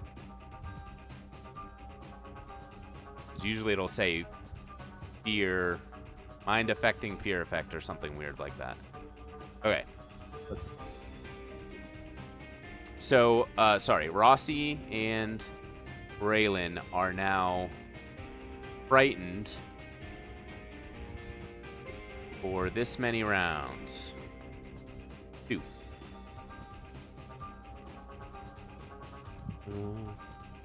Okay. Alright. Okay, that's its turn. We'll go with Madeline. Okay. 32 will save? Holy shit.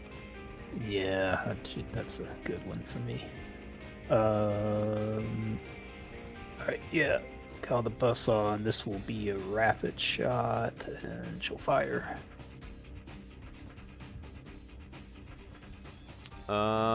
For all of those, or just the one? All of them? Yeah, it's all of them. Alright, so the second and third one hit. Yeah, and it did act, so it's not flat-footed anymore. Okay, so... Yep. Alright, so 12 points of piercing, 7 points of piercing. Any bane associated with that? No bane. Alright, yeah, so the 2 arrows lodge into it. The first one kind of flies back and bounces off the wall. And it looks like it does damage. Looks like it hurts it. Okay. John Rock. I'm gonna 5-foot step in and full round attack. dokie. Low damage this time. 37's good. 22 is good. So Or 33. 33. All right. So you smash your hammer into it. It staggers a little bit, but it's still standing. Oh, +1 if undead. Yes, to both. So another Plus- 2 damage. Plus a little bit more damage. All right. Is that it for John Rock? Yep. All right, Raylan. I believe you are here. Yes. Raylan runs out of the room. Okie dokie. Rossi. Yep, she is running out of the room and I think triggering an AOO. Oh yeah, she's gonna get bit. 15 to hit? Is this flat-footed? No, because this will be your turn now. So Then no, that will miss. all right, back to the top for Torlee. Went Can't too really far. see over here, but she's All right. somewhere over there. I will swift my focus target at that guy and unload, but this time without gonna- sneak. Just gonna die. I hope so. Don't even need to see We'll it. see. Just collect your 18. arrows. Oh, on the 31. Ooh. I rolled a 1. No, because the 18 hits and you get another hit, right? Correct. Yeah. If the first arrow hits, a second arrow hits in the same spot immediately, and Yeah. then it misses, and then a 31 hits. You need Yeah. the damage. No, so it'll be dead on the first arrow. So I don't know if you can stop that second automatic one or Now not. just count the 2. Okay, so that's it. Yeah. So that. Yeah, between John Rock's like, what was that, 34 or 5 damage or something, and then this thing is toast. These were not quite as hardy as those clockwork guys were, so we can end initiative. That was a quick one. We'll just say they're dead, so you're no longer feared, and it's only 2 rounds anyway, so you guys can run back.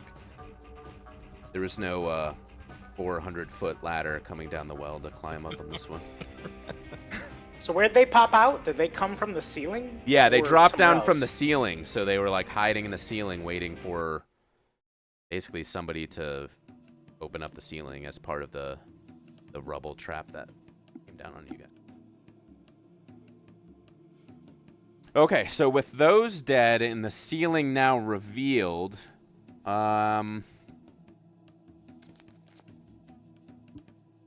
there's some new stuff here. All right, so the domed ceiling so the new ceiling that you see now, it's not just the white false stuff that it was before. It's a vast illustration, a fresco that must once have been incredibly vivid. The painting is confusing, however, consisting of several scenes surrounded by a mass of hieroglyphs and strange geometric shapes. So Rossi takes a look at this and is like looking, kind of reading some of the hieroglyphs and stuff like that, and realizes that even just looking in these books so far that you've looked at, you wouldn't have been able to get the full amount of information that you needed from this area without her being able to interpret what's on the ceiling. So we still have to make those checks, but this is new information on the ceiling that you can glean. Ha! I did good. You're Way to welcome. go. You're welcome for letting the roof fall on. I bet there was a better way to bring the roof down, but what do I do? What do you do? Now we gotta clean up all this mess. Bill, our research skills are weak. Do we have no way to enhance them? I don't. It's a good time where like intelligence boosting spells would help. Yeah, I was gonna say intelligence spells or Owl's scrolls or wisdom. wands. Owl's wisdom. Yeah. Well, let's check our loot. Maybe. I mean, Yeah, Rossi could dump a bunch of potions to get, but it's like it's not a boost really. It just lets her roll twice and take the higher roll. So I mean, it's that's not really That's different. pretty good. Yeah, I mean, it's just not any different than spending two 8-hour blocks instead of one 8-hour block. But yeah, she can. I mean, if you're okay with that, Cody, I mean, she can. They're in like 80-minute increments, so 6 of those would Oh, 6 of cover them. an 8-hour period. Yeah, since those ones I guess are longer, and if you have enough like charges or whatever to use them, I'll say that one's good to give you a little boost. And your robot friend is still alive, so he's still there to help you. Luckily, he didn't get crushed by Orly's decisions. No, Torley only makes the best decisions. Out of here.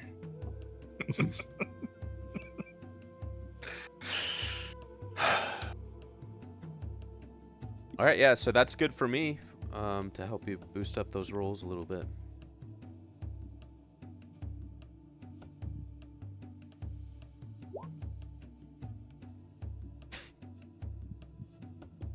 There, John Rock.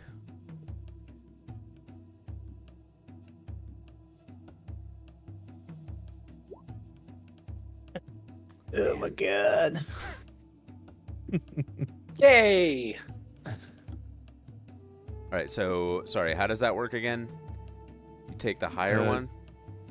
Yeah, just you roll twice and take the higher result. Okay, cool. So it's like advantage. All right, Yeah. cool. So 18 plus. Do you take that? No, you take the inspiration from the second roll or the first roll. Like is it? Yeah, if you're okay with it, I mean, it would be the. You're just you're just rolling the d20 twice, right? The inspiration doesn't roll twice technically. Okay, so it would be the 6 inspiration then. Yeah, if that's all right. Yeah, that's fine for me. So that's. Yeah. Okay, so with the robot's help, yeah, you are able to get more information. Perfect. Let's roll the 1d8 plus intelligence to chip down the knowledge points here.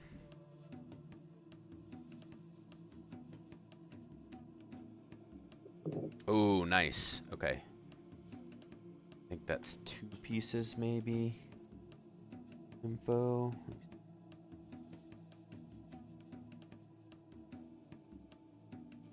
Nope, just 1, but we're getting close.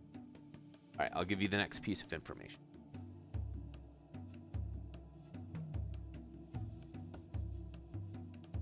Third one. Put it in Discord.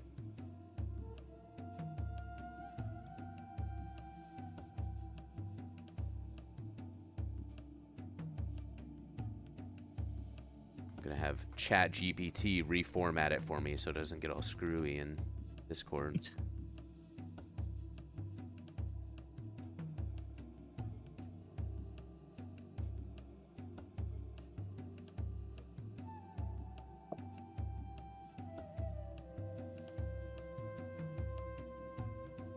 Someone want to read that? So his body flew off, essentially. Oh, The I'll whole read. pyramid. The Skyfarer's pyramid was capable of flight. When Hakatep's body was entombed within, the pyramid vanished into the sky. Its current location remains unknown, and it is unclear whether it still soars through the skies over the Syrian.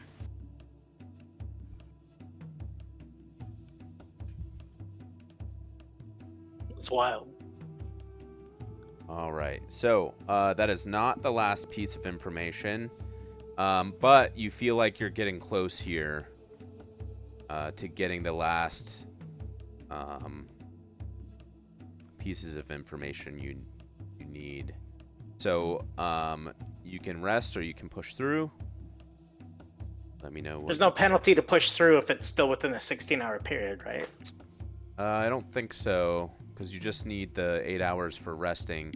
And I think we determined that the exhaustion doesn't impact intelligence skills. It's just like dex and strength or something. Yeah. So if you were fighting or anticipated a fight, it may not be in your best interest. But yeah, I think pushing through is largely marginal. Just in case, let me have you guys line up, and I'm gonna hit you with some heals. Oh, right, yeah, that True. you all took Ow. damage. Everybody line up. Torley. Is that 16? That's good enough for Yeah, me. 16. Rossi. John Rock. And then Raylan, I'll do you also. Solid. Cool.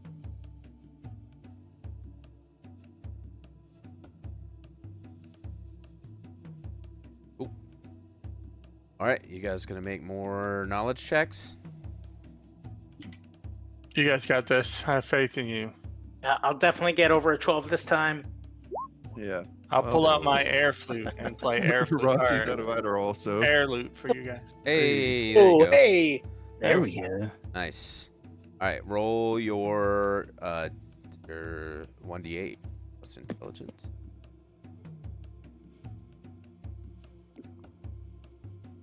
So close. Okay. That gets us pieces of information.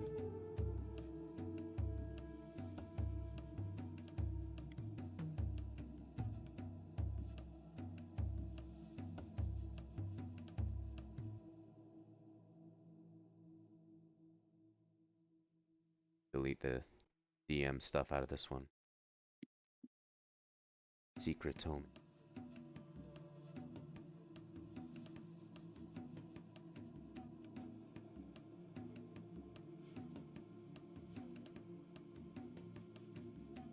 Get this one too.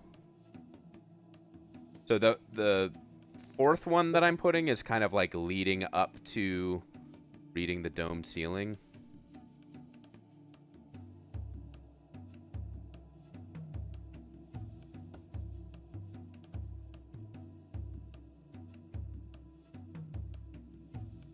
And I'll put it in there in a second. All right.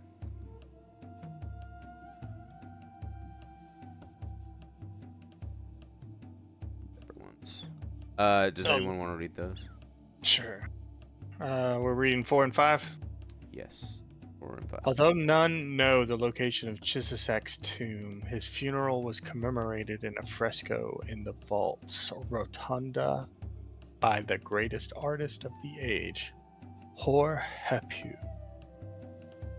By studying the fresco painting on the true dome of the rotunda, PCs learned that Chisasek's tomb, sealed with this double hieroglyph of an owl inside a house, is said to be located across 2 bridges where the sphinxes ponder the crook, the scarab, and the sun.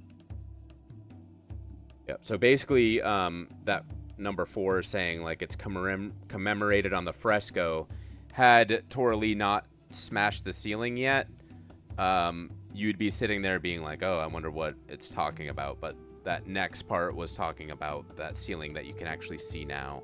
And if anybody wants to make a knowledge arcana or history check to try and figure out what it means by the across the 2 bridges where the sphinxes ponder the crook, the scarab, and the sun. We'll try.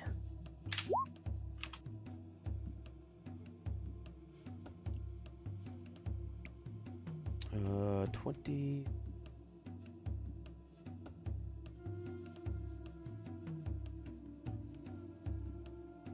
Oh, 23 because of the inflation. Okay. Yeah, that's good. So, it's basically talking about you can identify these cities and figures as Shori, which is like, do you guys remember the Shori stuff?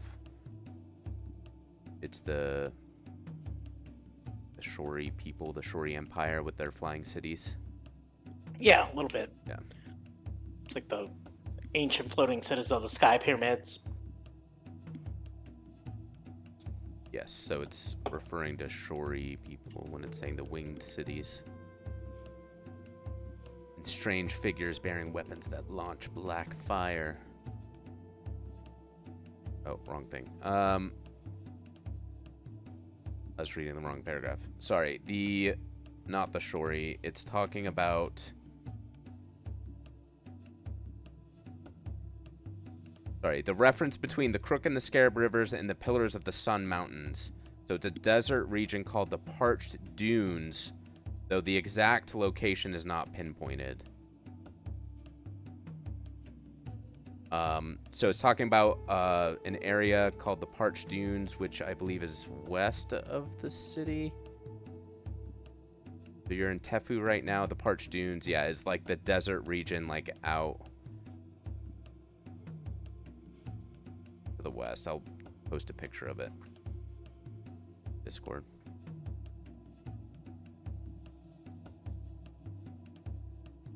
So you're in Tefu right now.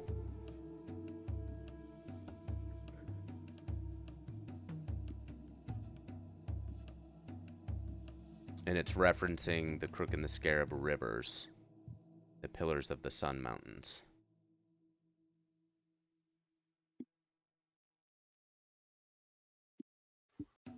Okay. Okay, so you've got a little bit more research left to do. If you want to make another roll or rest first, however you want to go about it.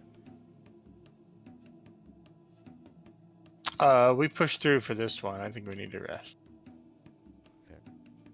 Agreed. All right, make your rest. You guys, I think you just healed up, right? So if you need any more HP, just make sure to give you whatever HP you need. John Rock has 891 HP now. Get your spells back. And then, again, you are undisturbed throughout the night. You can make your rolls.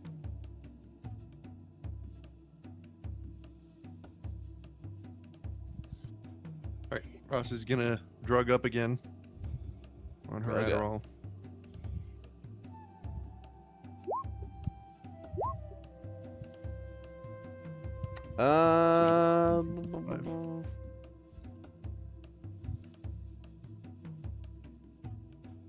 Okay, yep, you... Yeah, because John Rock succeeded and you still have the robot. That's 23, 25, 27. Yep. Okay, and then... I'm not gonna make you do a damage roll because it's like you're gonna automatically hit it. So, here's the last piece of information. I'll put it in Discord again. And then this is the part that I was accidentally reading before. The geometric shapes on the fresco are far more than just design elements. They represent a fantastic weapon of vast size used against winged cities, populated with strange figures bearing weapons that launch black fire, which is referring to the Shori people, or the Shori Empire.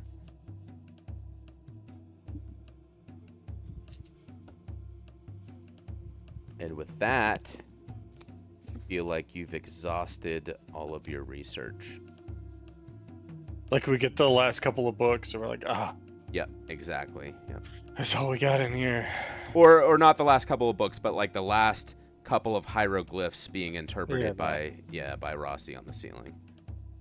Yeah, if you didn't reveal the ceiling, you wouldn't actually be able to get those last two like, hints or whatever. Dang. Good eye, me. Pretty clutch. I mean, you guys were rolling like 30s and shit. I mean, it's crazy.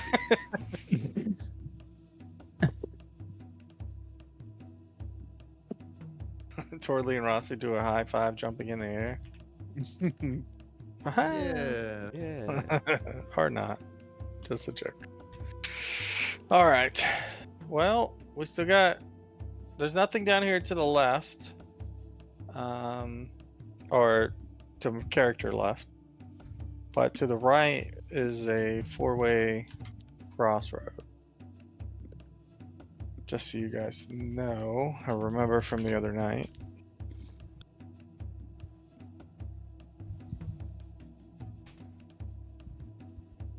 This way, you're saying?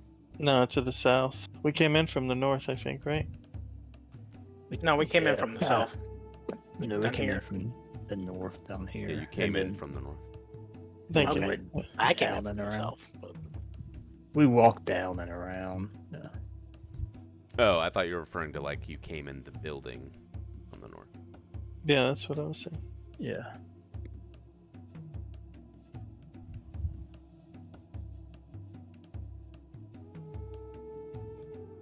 Oops. Oh, That's what you see. Yeah. Oh god. All right, so Right. yeah, as you approach the kind of breach the doorway of that room, You see 2 of these. I'll show them again. And then I'll read the description of the room real quick. We'll roll for initiative after that. I'll put it out there for you guys to roll. All right, roll for initiative. Oh, no. Long racks of dusty papyrus scrolls line the walls of the semi-triangular chamber.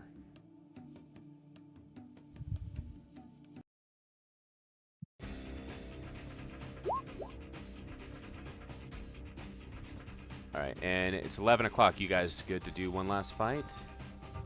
Oh yeah. Yeah, I'm good. All set? Alright, let me get them rolled.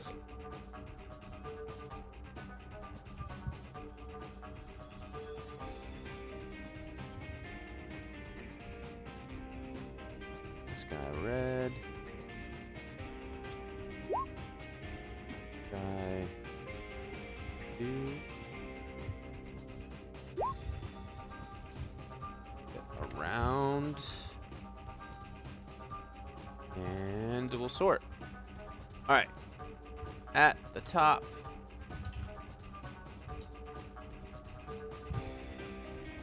Alright, so, just a quick description of this creature. So it's got like 4 arms that each split like at the elbow into 2 3-fingered forearms that emerge from the center of its crystalline body. The first one... Oh, did I miss someone on the turn order? I didn't roll. Or I think it's still going. Yeah. We got John Rock, Raylan, Rossi, Madeline, and Toralee. And the 2 baddies. Okay, cool. Yeah, so this one is going to move up. So these things appear to be, guarding this room or whatever. And as it approaches you, Toralee, since you're in the front there, you kind of get these weird, like, flashes in your mind. Like, not like an attack, but you just see these images of, like, burning books and rubble of the area that you're in just falling down. So it moves in, and it's going to do something. Oh, that's a full round action, so I can't do that. So it'll just attack then.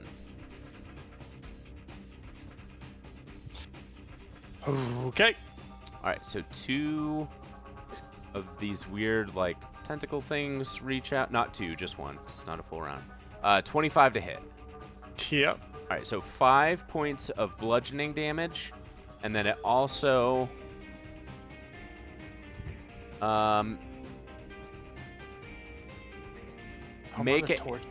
make a will save for me as your sense of fate and destiny is drained. Okay, there you go. What was it? 8. 8. Ooh, no good. Alright, so take this one. It's going to be charisma damage. Oh no. So 3 charisma damage. Okay.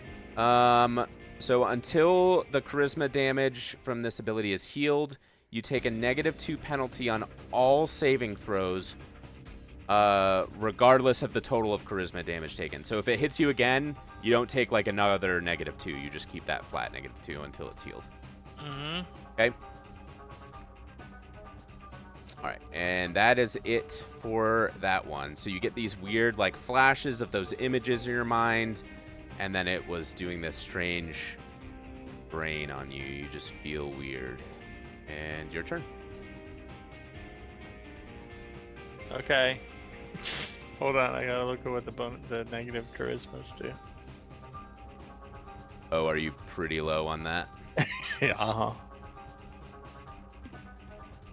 Alright, at my current rate, I have no awareness of others' needs, or the needs of others, and almost no sense of empathy. Oh, okay, so just like normal.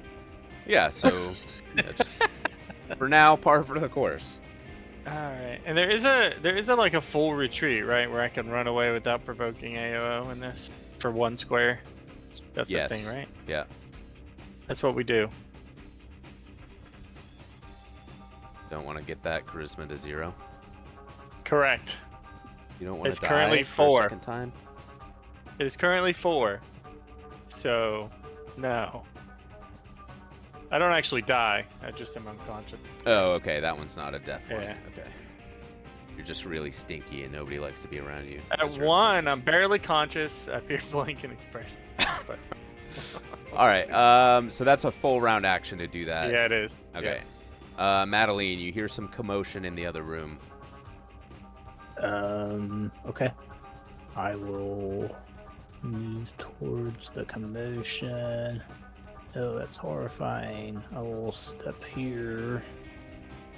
And this turn I will actually cast Bless on everybody.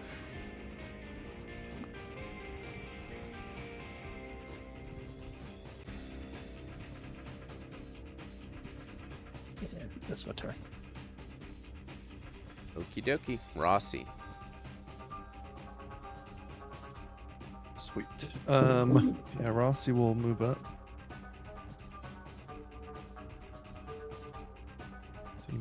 And take a good look at this creature and try to determine what she knows about it. Is it pretty safe to assume that it's Arcana? No. Planar. Knowledge planar. 25?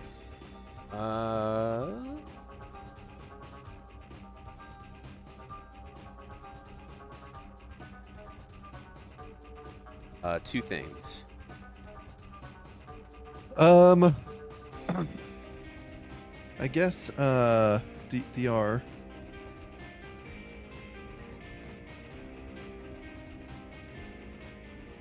So DR on this thing. So it has spell resistance. I just kind of give you that with the DR. So no DR specifically, but spell resistance of 23. It's Okay. also resistant to electricity and fire of 10 each. So basically DR electricity 10. So like if you hit it with electricity, it's resistant to 10 of that before it can do damage. Okay. And then I guess she can recall what kind of special attacks it has, or like the attacks. Sure. Oh yeah, and just for what it's worth, this is called a Thalidos Aeon. You're gonna have to put that in the chat. I am, yeah.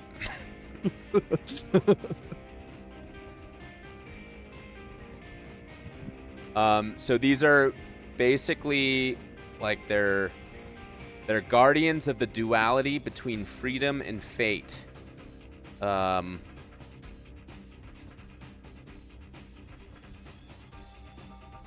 Yeah, they're just these weird planar beings, and some of its ability. So the one that Aaron's character just got hit with was the Fate Drain. So it has these like crystalline tentacles that shoot out from its body and drains the creature's sense of fate and destiny. So that's the charisma damage. It also has another ability where it can shoot cones of energy from its chest, and any intelligent creature struck by this cone becomes nearly overwhelmed with the knowledge of various fates that destiny has in store for them. There's no way to make sense of this myriad of dooms and boons, and as a result, you get staggered, and there's other stuff that happens with it. So I'll just let you know if you get hit by it, but you do not want to get hit by that. So that's its other special ability, and it has various spells as well. It's a caster. Okay, yeah, she will. As she draws or pulls up her crossbow to fire, she'll communicate to the team that the spell resistance and the attack types, not necessarily as verbose. Yeah, sure. But especially communicating, big, the cone attack, from near, so you don't want to be close to it. Okay, and then she will fire her crossbow. 14 is not quite good enough. So it just looks like the bolt just like bounces off its crystalline body. Gotcha. Yeah. Then she does not have enough movement to get back into that other room, so I guess she will just step to the side. That'll be it. All right, Raylan. All right. Did Rossi say if it had DR? No, no actual DR, just spell resistance and electricity and fire resistance. Electricity and fire. I will step forward. I will do my weapon of the chosen, just in case, for theater mostly. And then I will slash out. Ooh, nice. Are you doing both attacks there? Yes. All right, perfect. So, the 30. So, is that 19 accurate? There's no bonuses on that. I know Nope. you did some spell. Okay. No, that's accurate. Okay. So it does not confirm. To the 5 points of damage are good, and the second attack as well. So the 15 points of damage, it looks like you do some good damage to it. It doesn't scream out in pain, though. You just see burning books in your mind.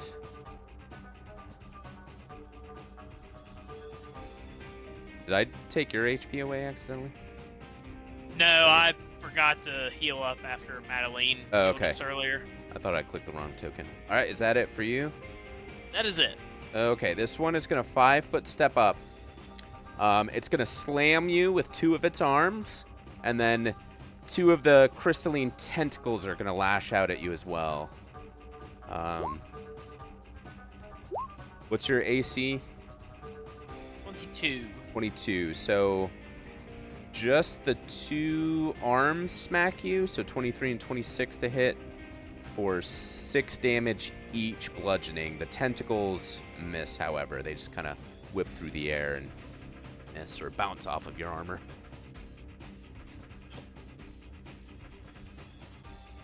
That is it for this one. John Rock. All right. Let's slowly move forward. 5, 10. Do I see anything yet? Yeah, you would see everything down south here. So this is an enemy right here. Yes.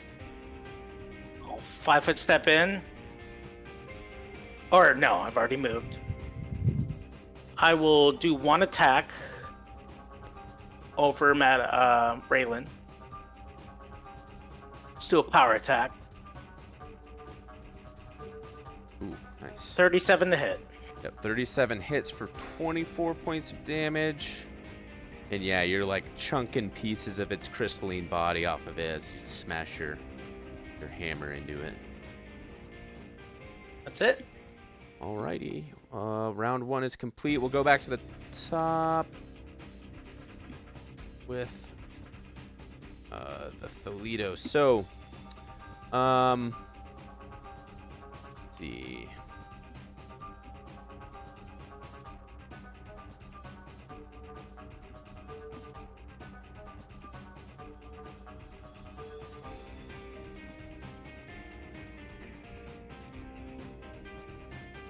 Alright, does a special ability, a special attack provoke attack of opportunity? Is it an SU or an attack? What? You said special versus supernatural, or I think SUs don't provoke, but the other ability. it's just, yeah, it's SU. I Yeah, so don't- those don't provoke. Pretty sure. Okay. So I'm gonna double check it, but I don't think so. Alright, so this will do what's called the Wreath of Fate. where it kind of sits there and starts like vibrating for a moment, and then a blast of energy shoots out of its body down the hallway. This is a cone of 60 feet. So it's gonna get everyone.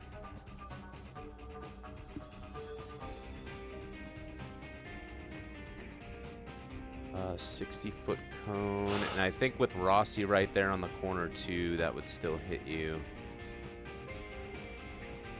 So everybody make a will save, unless you are not intelligent.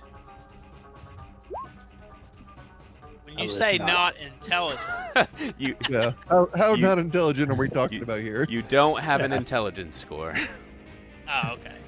I do at least was- have that. All It right. was not smart of me to stand directly in line. Nope, not a good spot to be. I did say it when Rossi identified it. She Uh, just moved far enough away.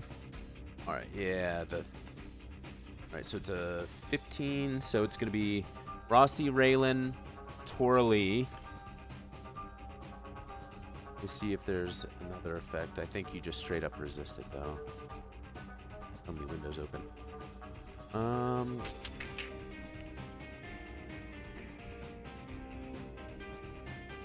Okay. Alright, so this is what happens. So, it releases the 60-foot cone of energy from its chest. Those below a 15 save become nearly overwhelmed with the knowledge of various fates that destiny has in store for you. There's no way to make sense of these myriad dooms and boons, and as a result, you are staggered.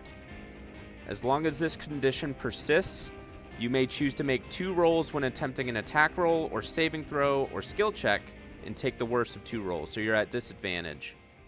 But in doing so, the Wreath of Fate passes from your soul and you're no longer staggered by the ability. It's a curse effect. Yeah, it's a curse effect.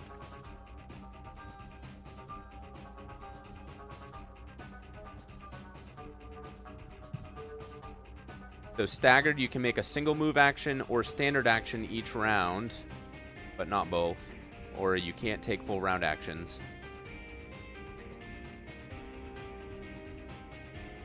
Okay. Okay. Does it affect? No, you can still take your like swift actions and stuff, right? Yeah. So you can still take free, swift, and immediate actions. It's only a move or a standard action and no full round action. Yeah. Got it. And then once you take that disadvantage roll, it goes away. Alright, that's its turn. Torley. Yep. Well, that sucks. But basically, I can shoot it away with my air bow. Yeah, you just take disadvantage on the roll. Yeah, that's fine. We saw bless, yeah. Yeah, Bliss is still up. Alright, I just gotta check my focus target because I was gonna 5-foot step up, but I don't know if I can.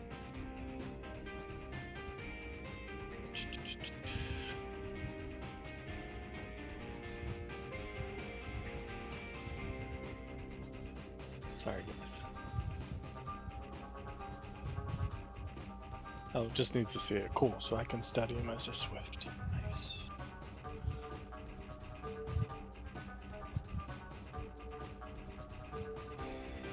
Alright, single attack with disadvantage. I'm just gonna hit the button twice.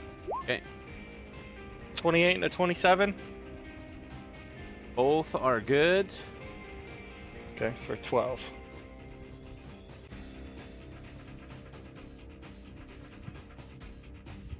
Oh, right. Okay, you're taking the lower. I was like, why are you attacking twice? Yeah, I gotcha. 12 points of damage is good.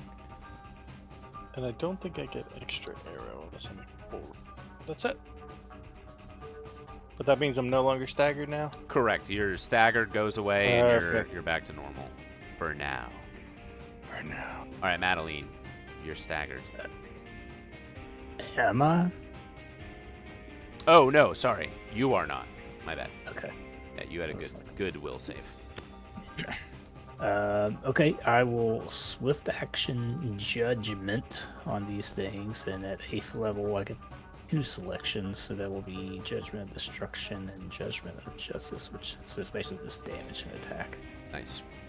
And then yeah, she will just rapid shot into blue down there. Then Oh, nice.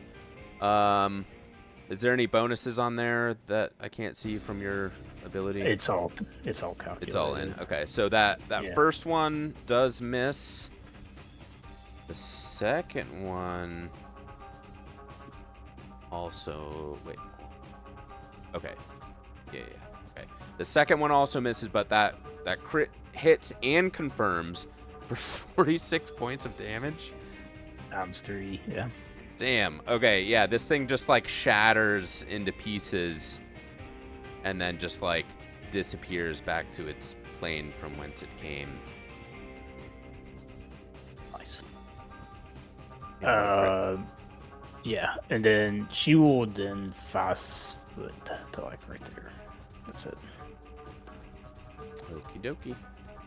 Rossi. All right. Rossi will. Well, actually, she might need to take her shot from here to get a good view at him. So she'll just fire at him from here. Yeah, and you were staggered, right? Yes, she is staggered. So she can do her swift action still. She can study as a swift action. She will do that. And then fire.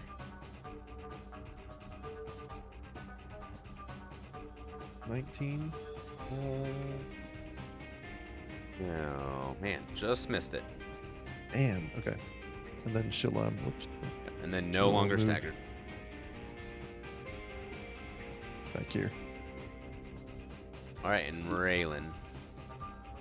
I don't think you can do both, right? You can attack or move. Oh, yes, right, you're right. yeah. Of our conditioning. Thank Yeah. you. Yep. Thank you. That's why I didn't move too.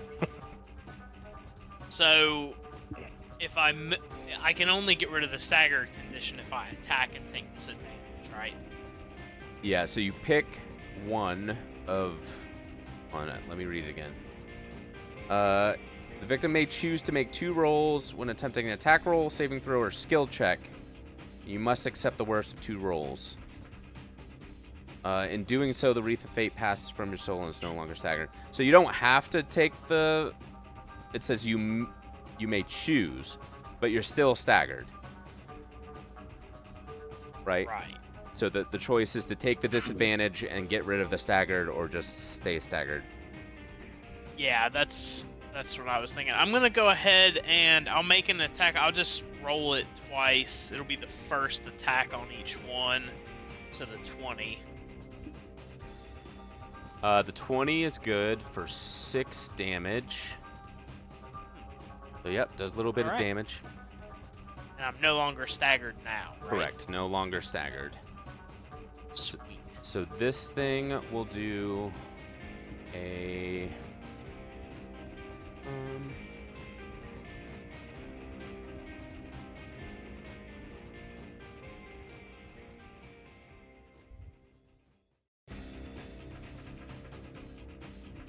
that. Alright, I think I'll just do a full round attack against Raylan.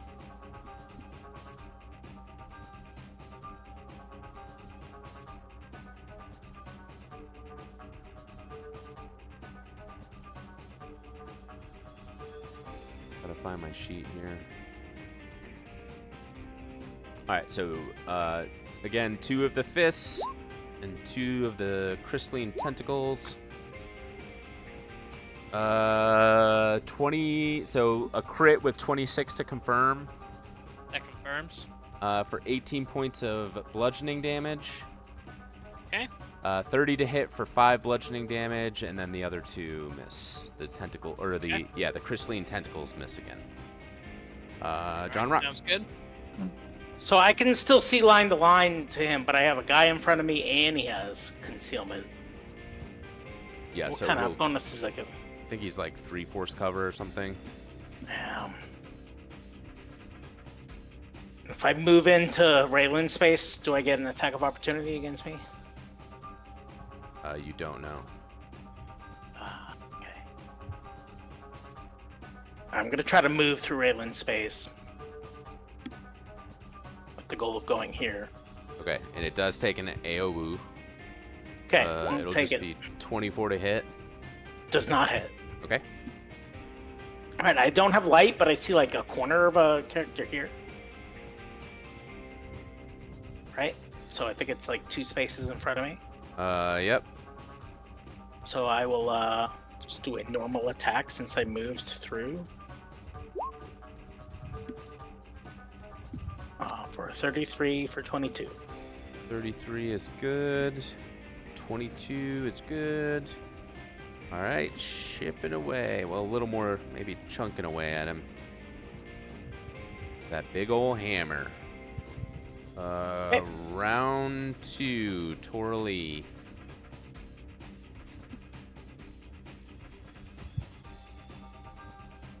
I can see him, but I'm a 5-foot step anyway. Can only see a clippet of him, so I assume he'll have his cover on me too. Focus target. He's within point blank range.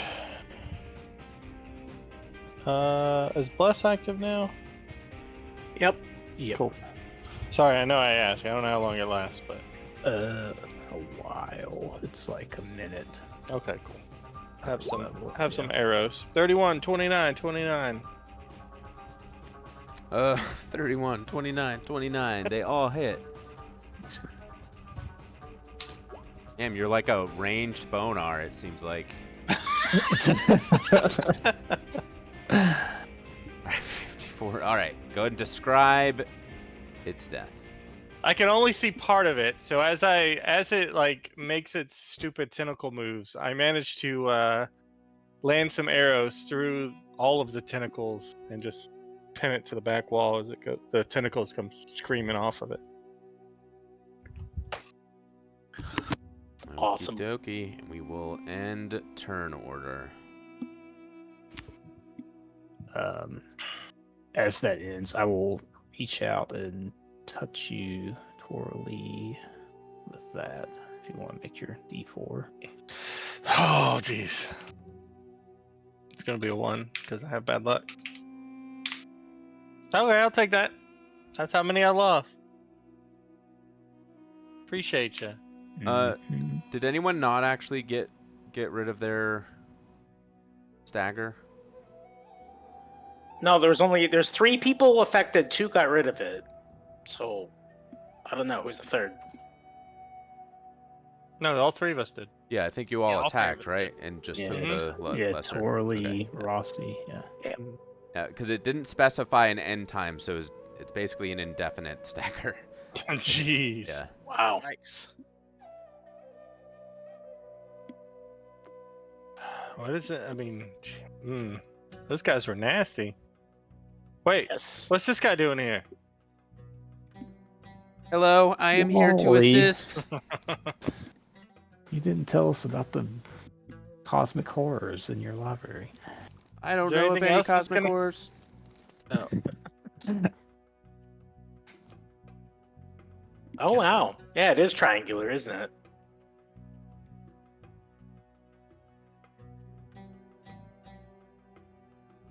Yeah, so you guys come in the room. There's a bunch of books and scrolls on the shelves, but Rossi just like takes a glance at maybe, thumbs through a handful of them and just realizes that there's nothing more of use in this area here either. Everything you learned, you also learned in that other big domed room. So we fought that fight for nothing. A scary fight. I didn't like it. I know, I just kept seeing images. Books and books and books. Just in case, let's poke around. I'm gonna poke around the walls and look for like hidden doors. Yeah, make a perception check. Yeah, I'll assist you. I'll be like Thank running you. my hands or any of the seams in the wall. Can help out as well.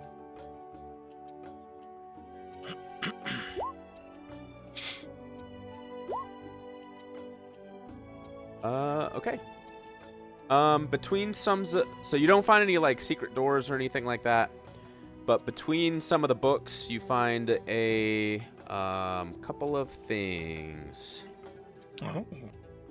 Or sorry, a thing. Oh.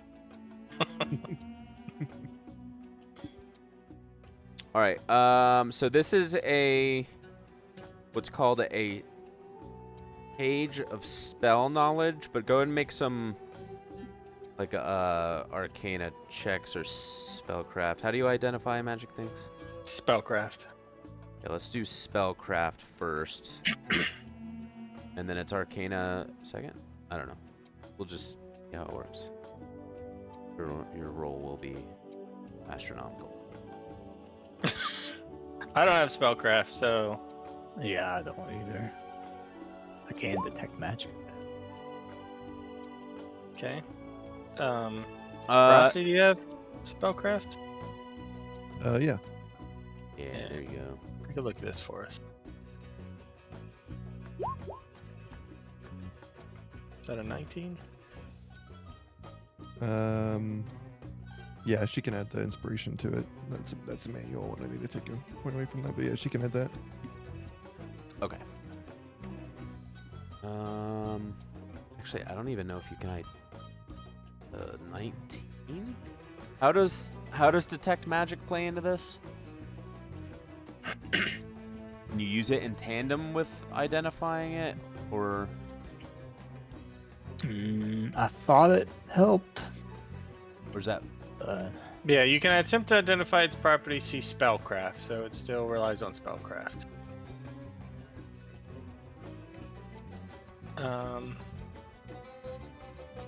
Otherwise, you're just determining the aura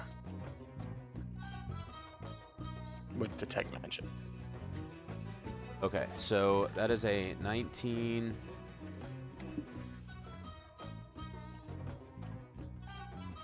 I don't think you actually identify it. Oh, just hold on to it until tomorrow. We can try again.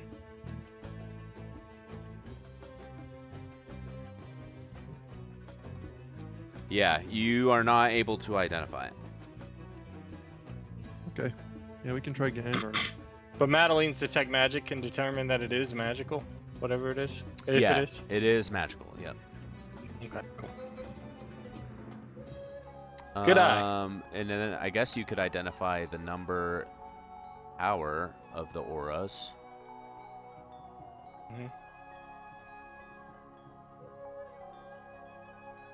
And then After you can 3 make- rounds, you can make a knowledge arcana skill check to determine the school of magic involved. So you make 1 check per aura. DC is 15 plus the spell level. Yes, if you want to hold that detect magic and then make an arcana check. If you care to go that far, it's up to you guys. Yeah, Madeline. Knowledge Arcana. Mm-hmm. Yeah. Mm. So, not quite, but you do know that it is magical, and the number of different magical auras and the power of the most potent aura, which means that just caster So level? you know the number of different magical auras, yeah, Just one aura. and then yeah, and then the strength and location of each aura. I guess Wait. caster level's the strength, right? Because that's what the DC of the Arcana is based on. Sure. Sure. So you know it's caster level 17th, so it's extremely like high level, which means those checks are going to be hard to identify it. We just do it once a day, every day until we figure it out. Yeah, I mean Rossi has plus 12 with that inspiration, so you're going to hit it eventually. But yes, beyond that, Yeah. There's nothing else of note in here.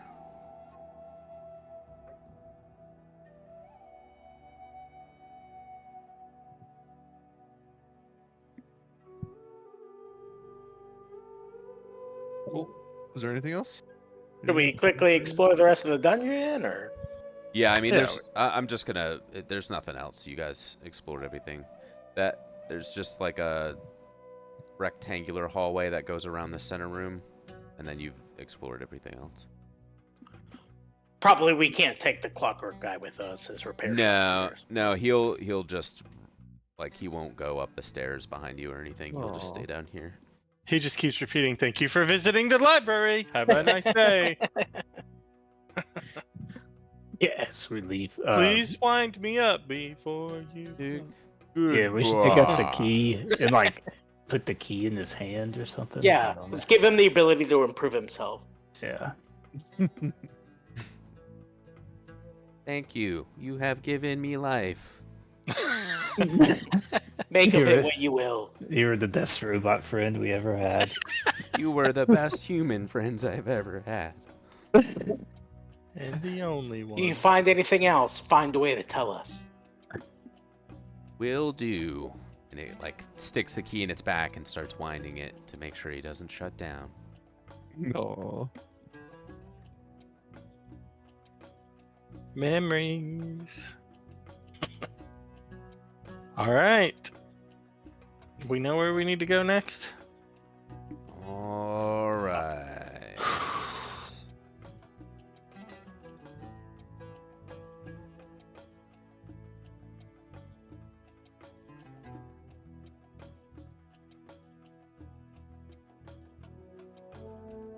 Next Okay. time? Yep. So we're at it. Yeah, we're at a good stopping point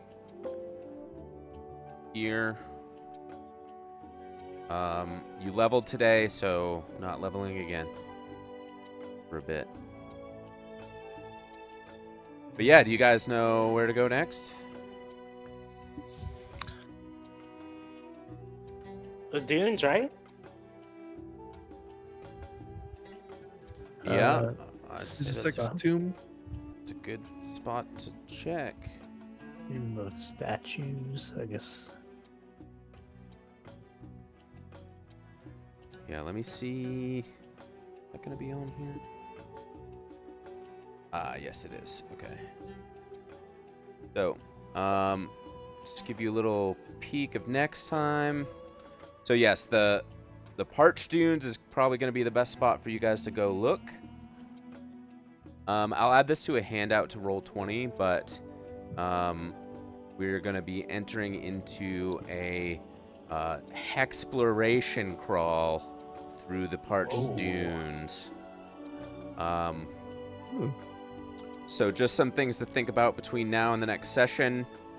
We are going to be following environmental rules for going in the desert.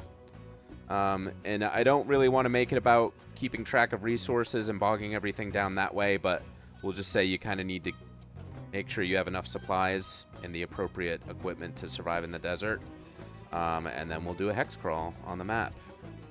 You guys get to do a little kind of open world thing. And we do have like a few days before we decide to leave, I assume. Yeah, no time pressure. prep. So let's do.